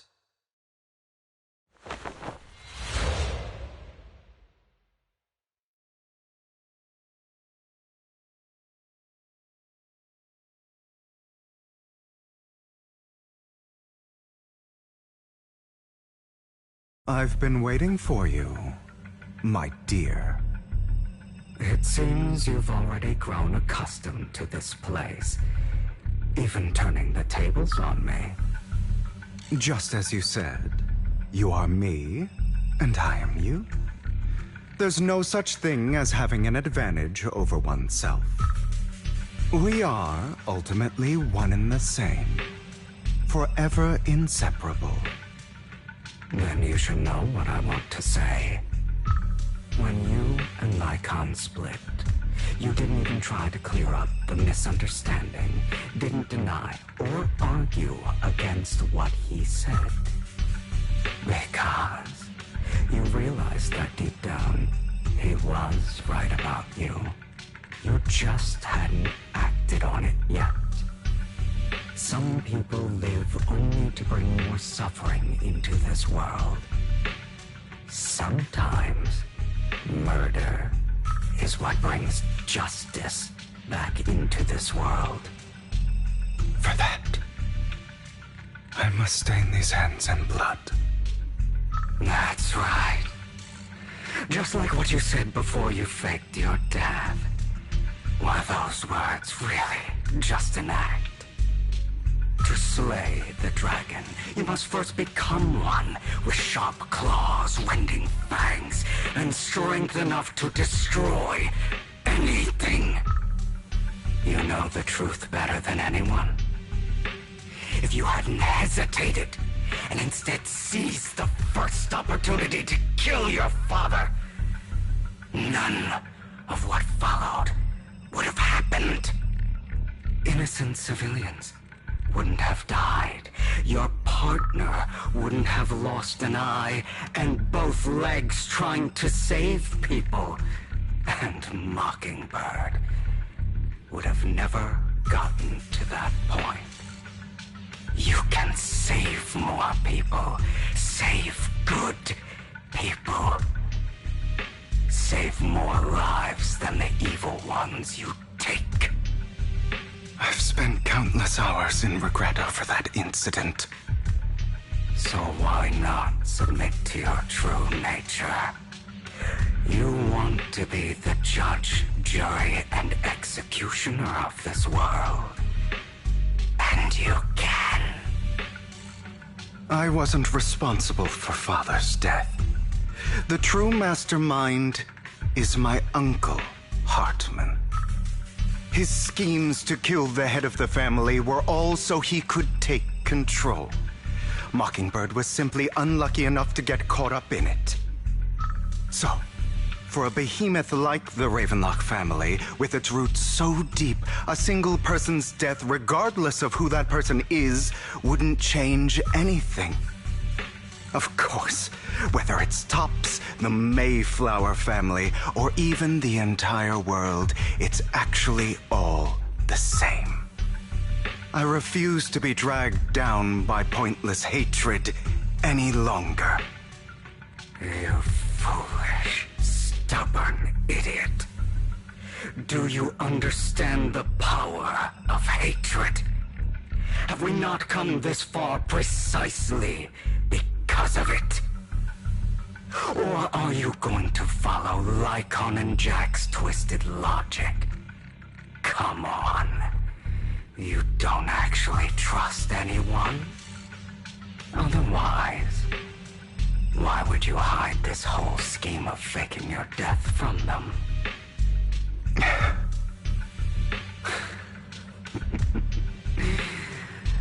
You've built an impenetrable wall around your heart, keeping everyone out. Of course you are right to do so. No one in this world can be trusted. Always.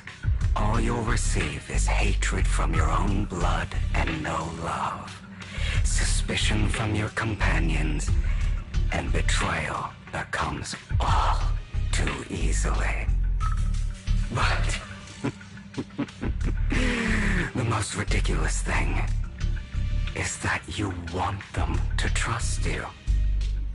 You stay silent and long for them to notice your suffering. You yearn for your companion's understanding and trust. Idiot. That's why you are incapable of exploiting them for your own ends. You care about their safety even more than your own. But remember, only the weak need companions. And we are children born from hatred. We are different from them. I will never be like them, and I don't need to be. Come, let me show you what powers we can wield. But you are me, and I'll never lose to myself.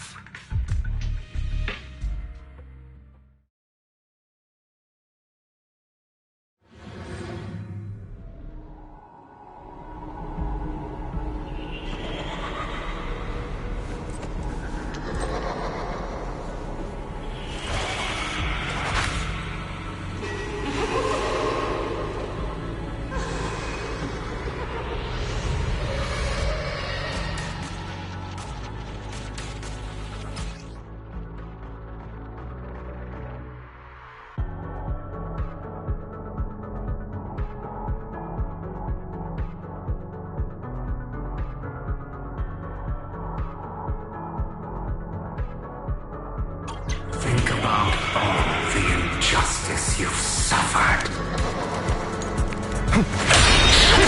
If you choose to forgive, you're betraying yourself. You know that. Letting you consume me would be the real betrayal to myself. Out of my way! Is that all?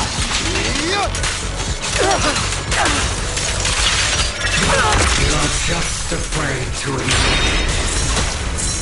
Out of my way!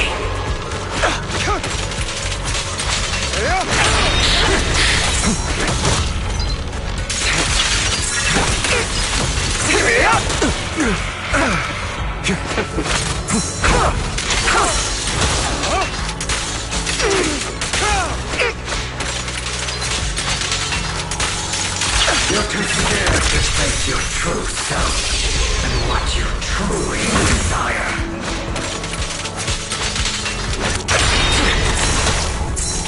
Is that all?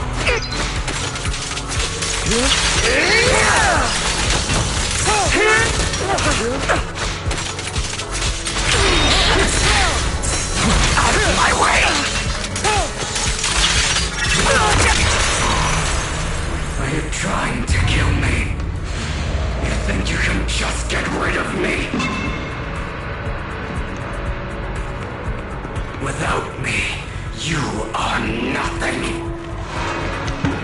For what it's worth, thank you. Don't be afraid. You and I are inseparable. You're part of me, just as I am part of you. Fancy words won't change anything. No. It's not just platitudes. I finally understand now. Some pain only fades when it's seen, when it's accepted. So I won't fight you anymore. I won't hate myself anymore. Weakness, hatred, malice, strength, forgiveness, justice.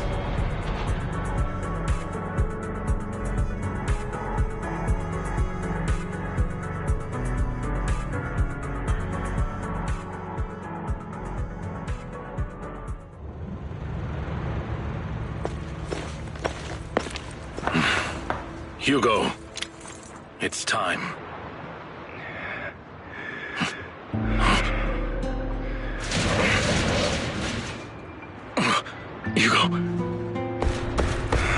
Hugo, you...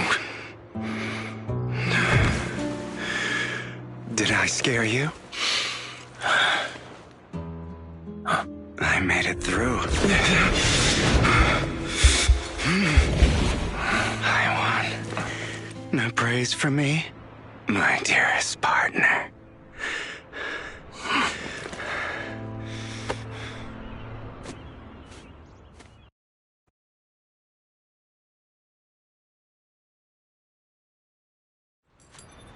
This is just like what I saw in my dream. I guess there are still some lingering side effects. Ah, my former partner. You're still as punctual as ever. Are you sure you're fully recovered? How about we fight? And I'll show you how recovered I am. I refuse to fight someone who is in need of medical attention.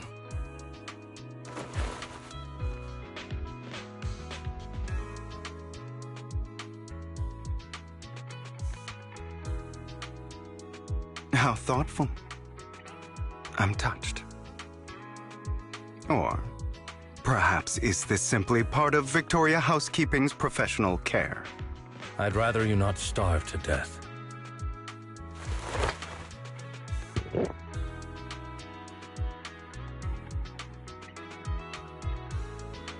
Not to your liking.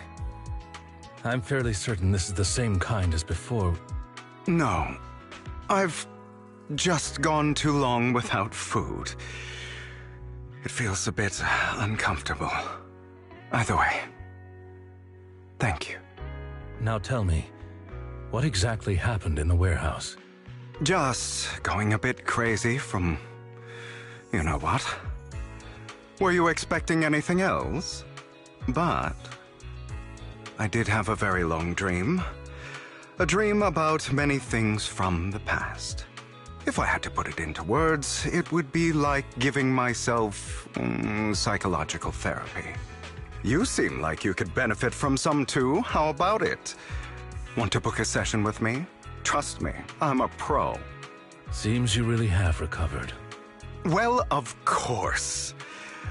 I'm feeling pretty great right now. Like I could argue with you all day on every petty detail of who exactly was in the wrong back then. I wanted to ask, what you said about Mockingbird before, when you faked your death, was that part of the act? Oh, you mean the part about how Mockingbird has never really changed anything or saved anyone. I didn't expect you to still be so hung up on this. Interesting. After all, it was you who chose to betray Mockingbird. To betray me. Just as I said before, I never considered Mockingbird a failure. Perhaps Mockingbird deviated from its origins, but it has its value. You shouldn't reject the things you've done. Or Mockingbird. I have contemplated this before. Yes, Mockingbird has helped some people and has genuinely managed to cause trouble for those who abuse their positions of power for evil. Yet those in high positions still possess immense resources, and the people we helped remain destitute and suffering, willing to become slaves to those in power for scraps. But just as you said, even if what we did was childishly idealistic and flawed, as little as we actually achieved, even the slightest change is by no means meaningless. Nothing holds more value to me than Mockingbird.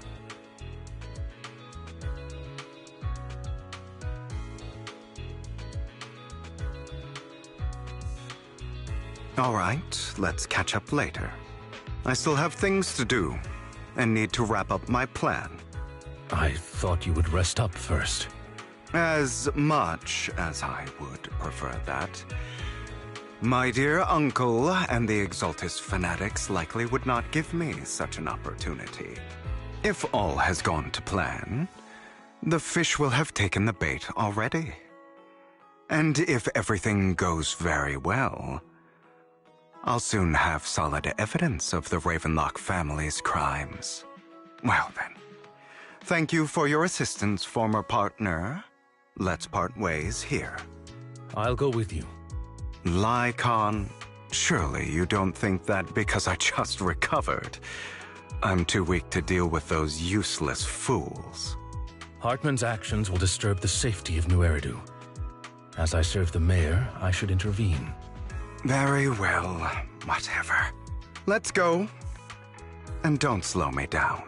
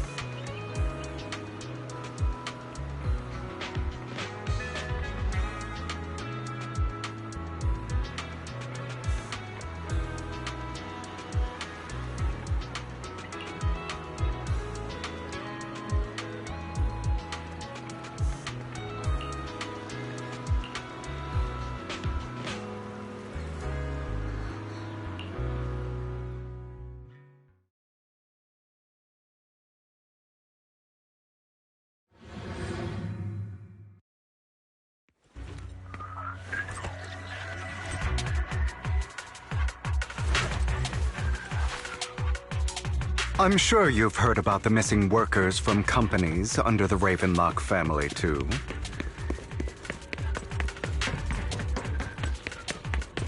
Those are Ravenlock's men. The workers with them are the victims who were tricked into going into the Hollow. What a coincidence.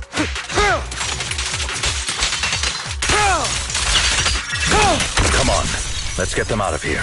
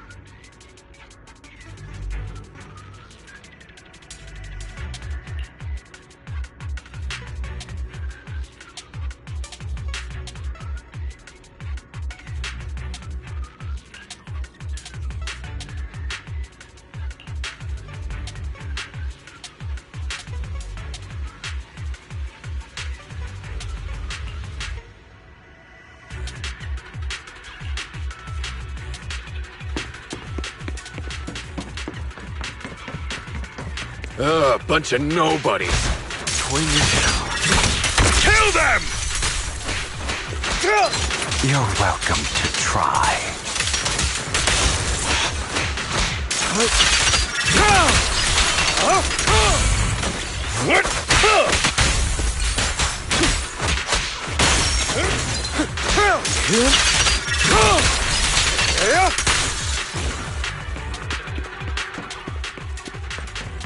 More workers here. And quite a lot of them.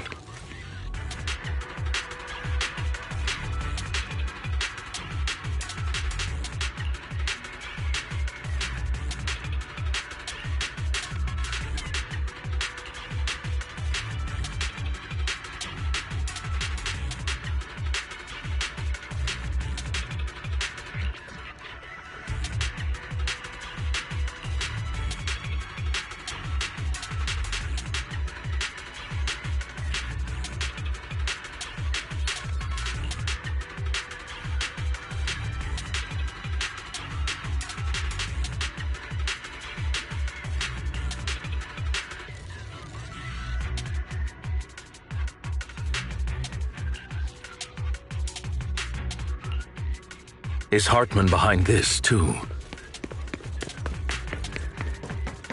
Of course. He threw them into the Hollow like offerings for the Exaltists.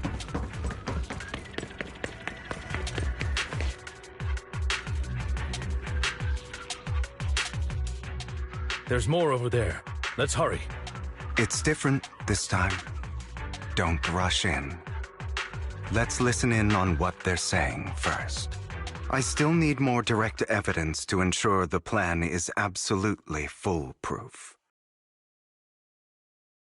The compensation you promised, it's all real, right?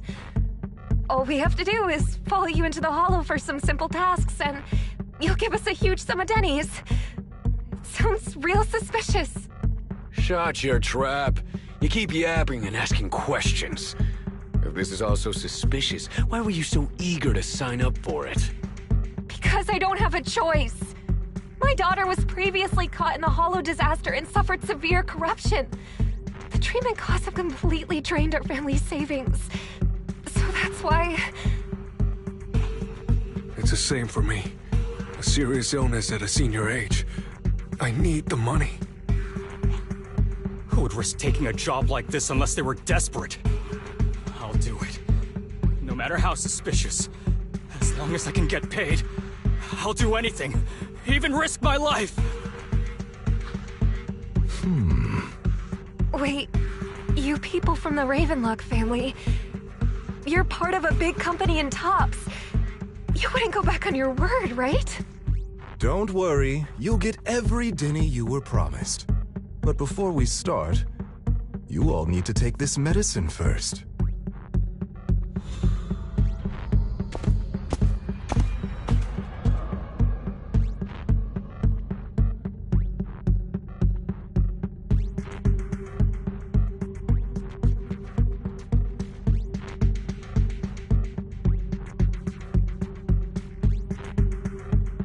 Bro, should we really be doing this already? These workers keep talking. We're wasting time like this. And the sooner they take it, the sooner it'll be over. Consider it an early release for them. What? You didn't say anything about having to take pills before. Look, this is good stuff, all right? It'll increase your ether aptitude. There's tons of people who'd kill for something like this. Exactly! You'll be working in the Hollow for several hours. This is essential medication. You have to take it before we continue. If you refuse, then you can forget about the job. Of course, you won't receive the compensation either.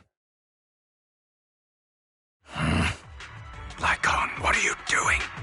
Rescuing those workers, of course. There's clearly something off about those pills. We can't let them take them. Now is not the right time.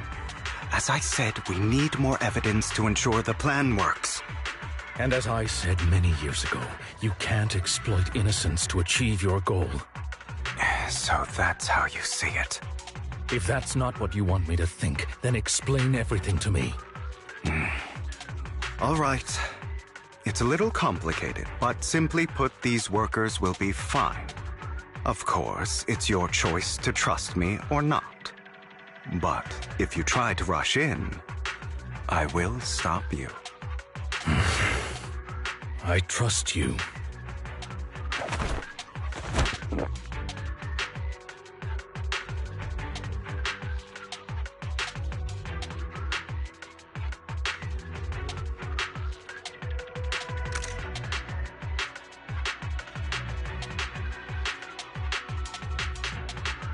All right. That's the evidence. Now we can go and beat them into the ground as much as you want. Don't forget, you owe me an explanation. Also, don't overdo it and kill them. Even if they're the worst of the Ravenlock family.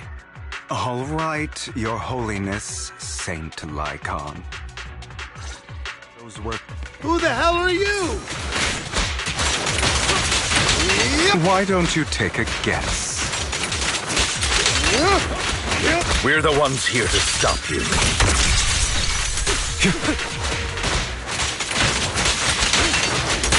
Can't remember the last... Your legs? How are they feeling? I'm fine.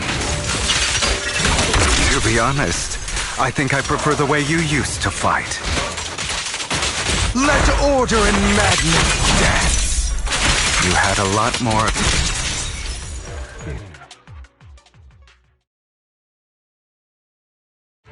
Damn it! Who the hell are you? How dare you mess with the Ravenlock family? Ravenlock. Savor the name while you can, for it will soon cease to exist. What's that supposed to mean? It means exactly what I said. I think this might be good for you. Sever your ties while you can. You still have a chance to walk your own path. The family's honor comes above all else. Is that really what you think? I saw the compassion on your face just now. You're not from the main family, right? That's why you were assigned to these trivial tasks. But in reality, there's no need for you to keep playing this boring game for them. I don't have a choice. From the moment I was born into the Ravenlock family, You always have a choice. if you're willing to act. All right, let's end the small talk here.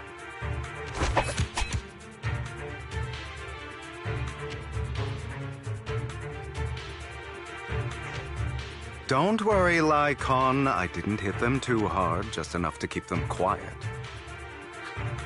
How's that? My acting's pretty good, right? As always, a certain someone should take some lessons from you. I'll leave the rest to you then. Okie dokie.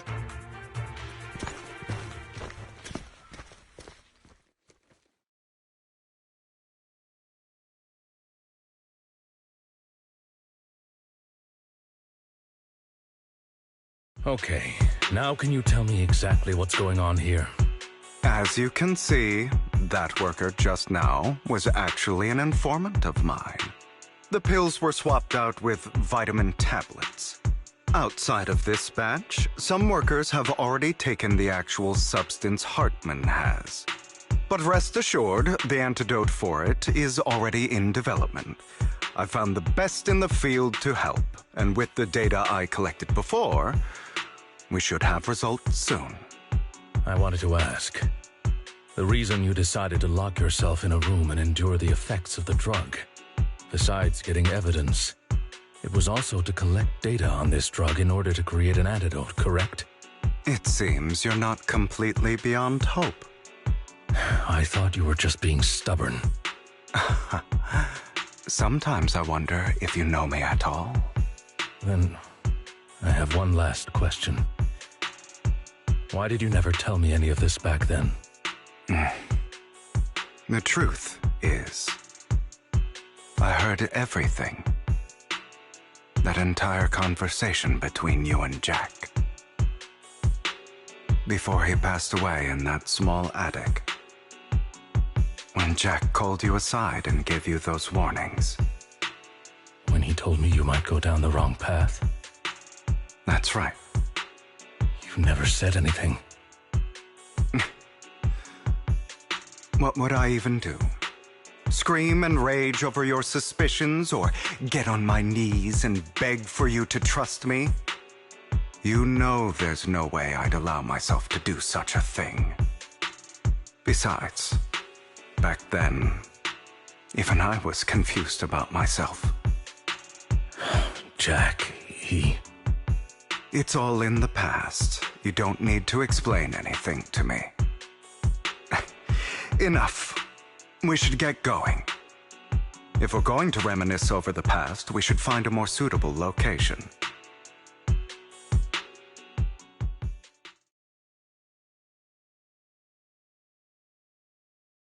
Lycon, that incident back then, I didn't do it. It was a scheme Hartman devised to take over the family. It was Hartman who killed my father, too. I only discovered the truth long after the fact. I did indeed attack my father, and I thought he was dead. But he wasn't. I couldn't kill him. And even before that, if I hadn't hesitated, none of what followed would have happened. Even now, I still think they deserve death. But I no longer care to personally deliver that fate. They're beneath me. And I have more important things to do. I know we may never agree on that point, Lycon. I once wanted to fight against those ugly truths that defined me, but I discovered that the more I rejected them, the more painful it became. So, I could only accept that crazed, hateful, and malicious side of myself.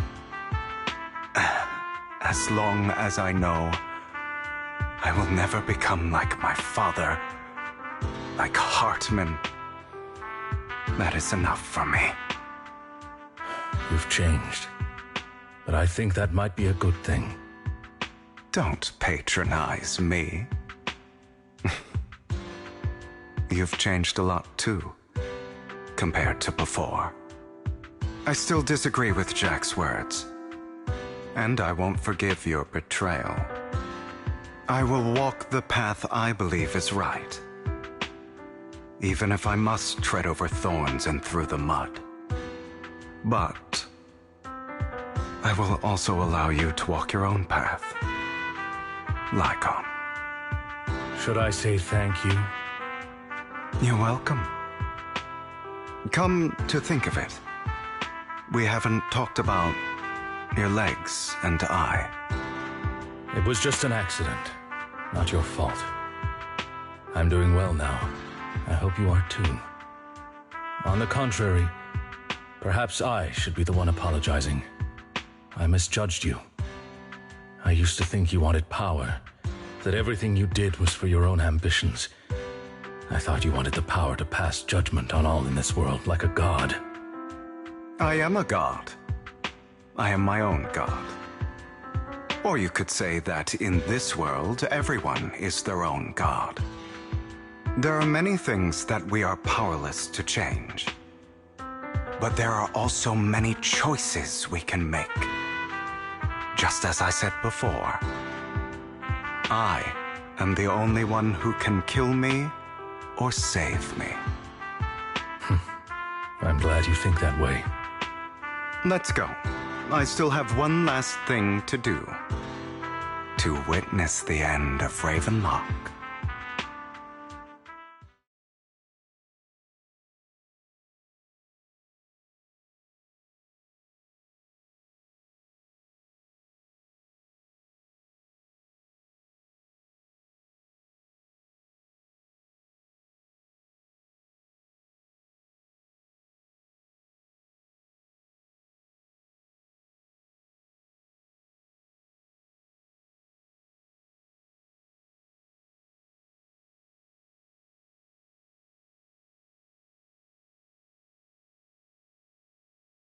You really think you can take my place if I die? Never, you filthy bastard! Your little tricks mean nothing.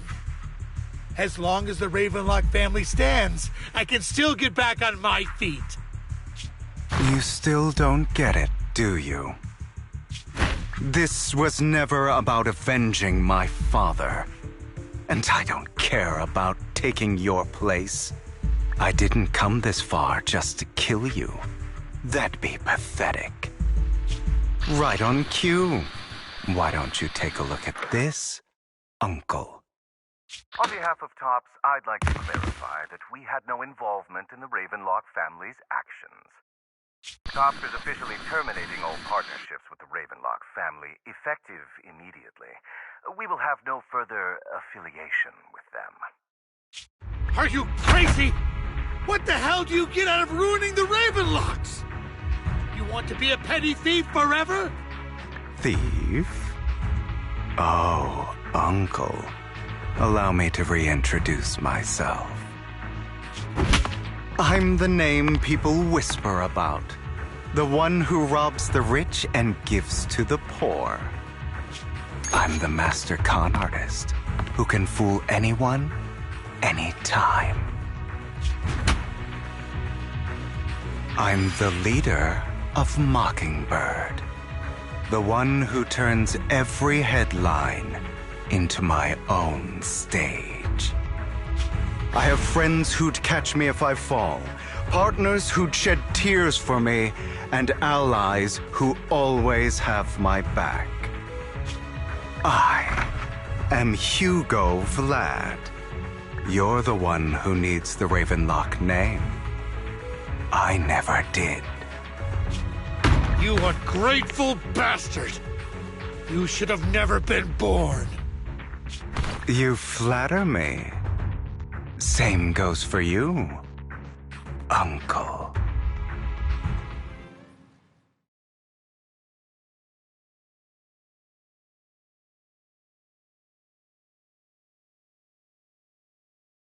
You've done well, Vivian.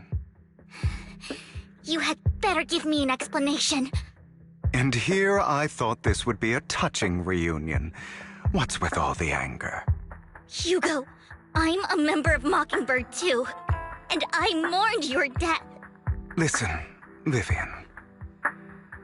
I don't want you or the people you cherish to get caught up in danger because of me. I've always been selfish, so I don't hesitate to use you all as variables in my plans. But it is because I am selfish that I also don't want my failures to affect my treasured companions.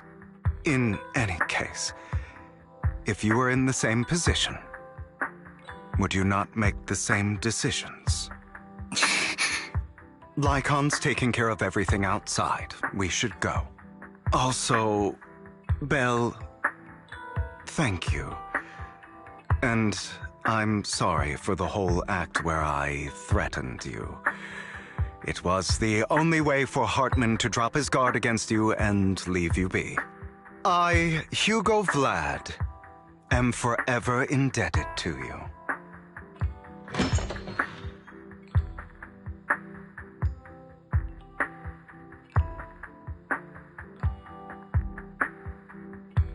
Master Proxy, although it is late, there is some important intel that I must give you now.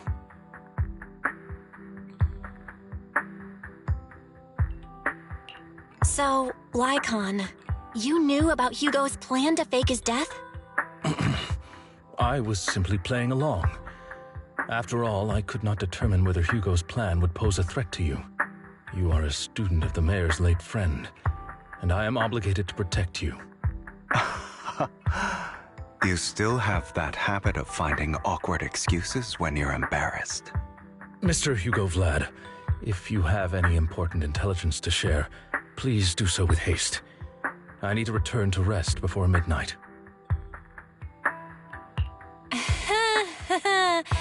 You two sure are close. For the sake of a certain old fossil's sleep schedule, I'll keep it brief. I learned from Camille that Dina intends to embed the sacrifice core into the sacrifice. Apparently, it will make the sacrifice much stronger. Sacrifices created this way will not retain their minds and will indiscriminately attack all living beings, including their creator. So the Exaltists don't do this. It would bring them no benefit. But Dina's concoction can control people's minds. If a person takes the pill and is injected with the serum Landon left behind, the sacrifice would be under its creator's control.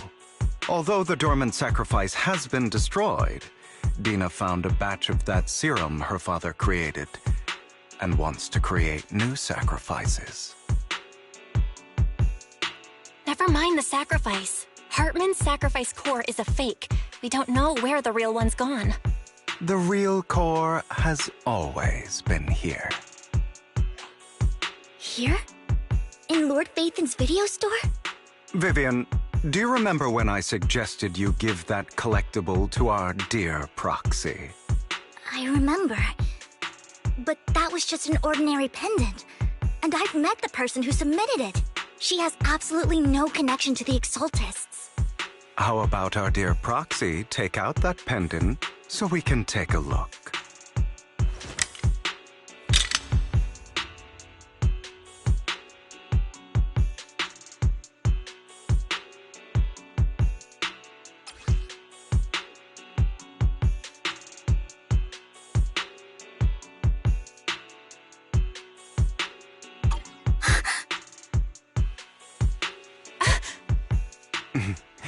I'll take your surprised expressions as a compliment for my little trick. I will hand over this core to the mayor as agreed, since he fulfilled his promise to protect Vivian and the manager while I was pretending to be dead. I won't go back on my promises. No wonder the mayor would promote rhetoric favorable to Mockingbird. I can't believe I thought he was actually being sincere. Since we have the sacrifice core, all we have to do now is stop Dina from using innocent people to make more sacrifices. Yes, and we need to destroy the last batch of Landon's serum. Hopefully with no options left, Dina will give up her obsession. All right, that's the important stuff. I'm going to go and confirm where Landon's serum's been stashed. I'll contact you again once I have something.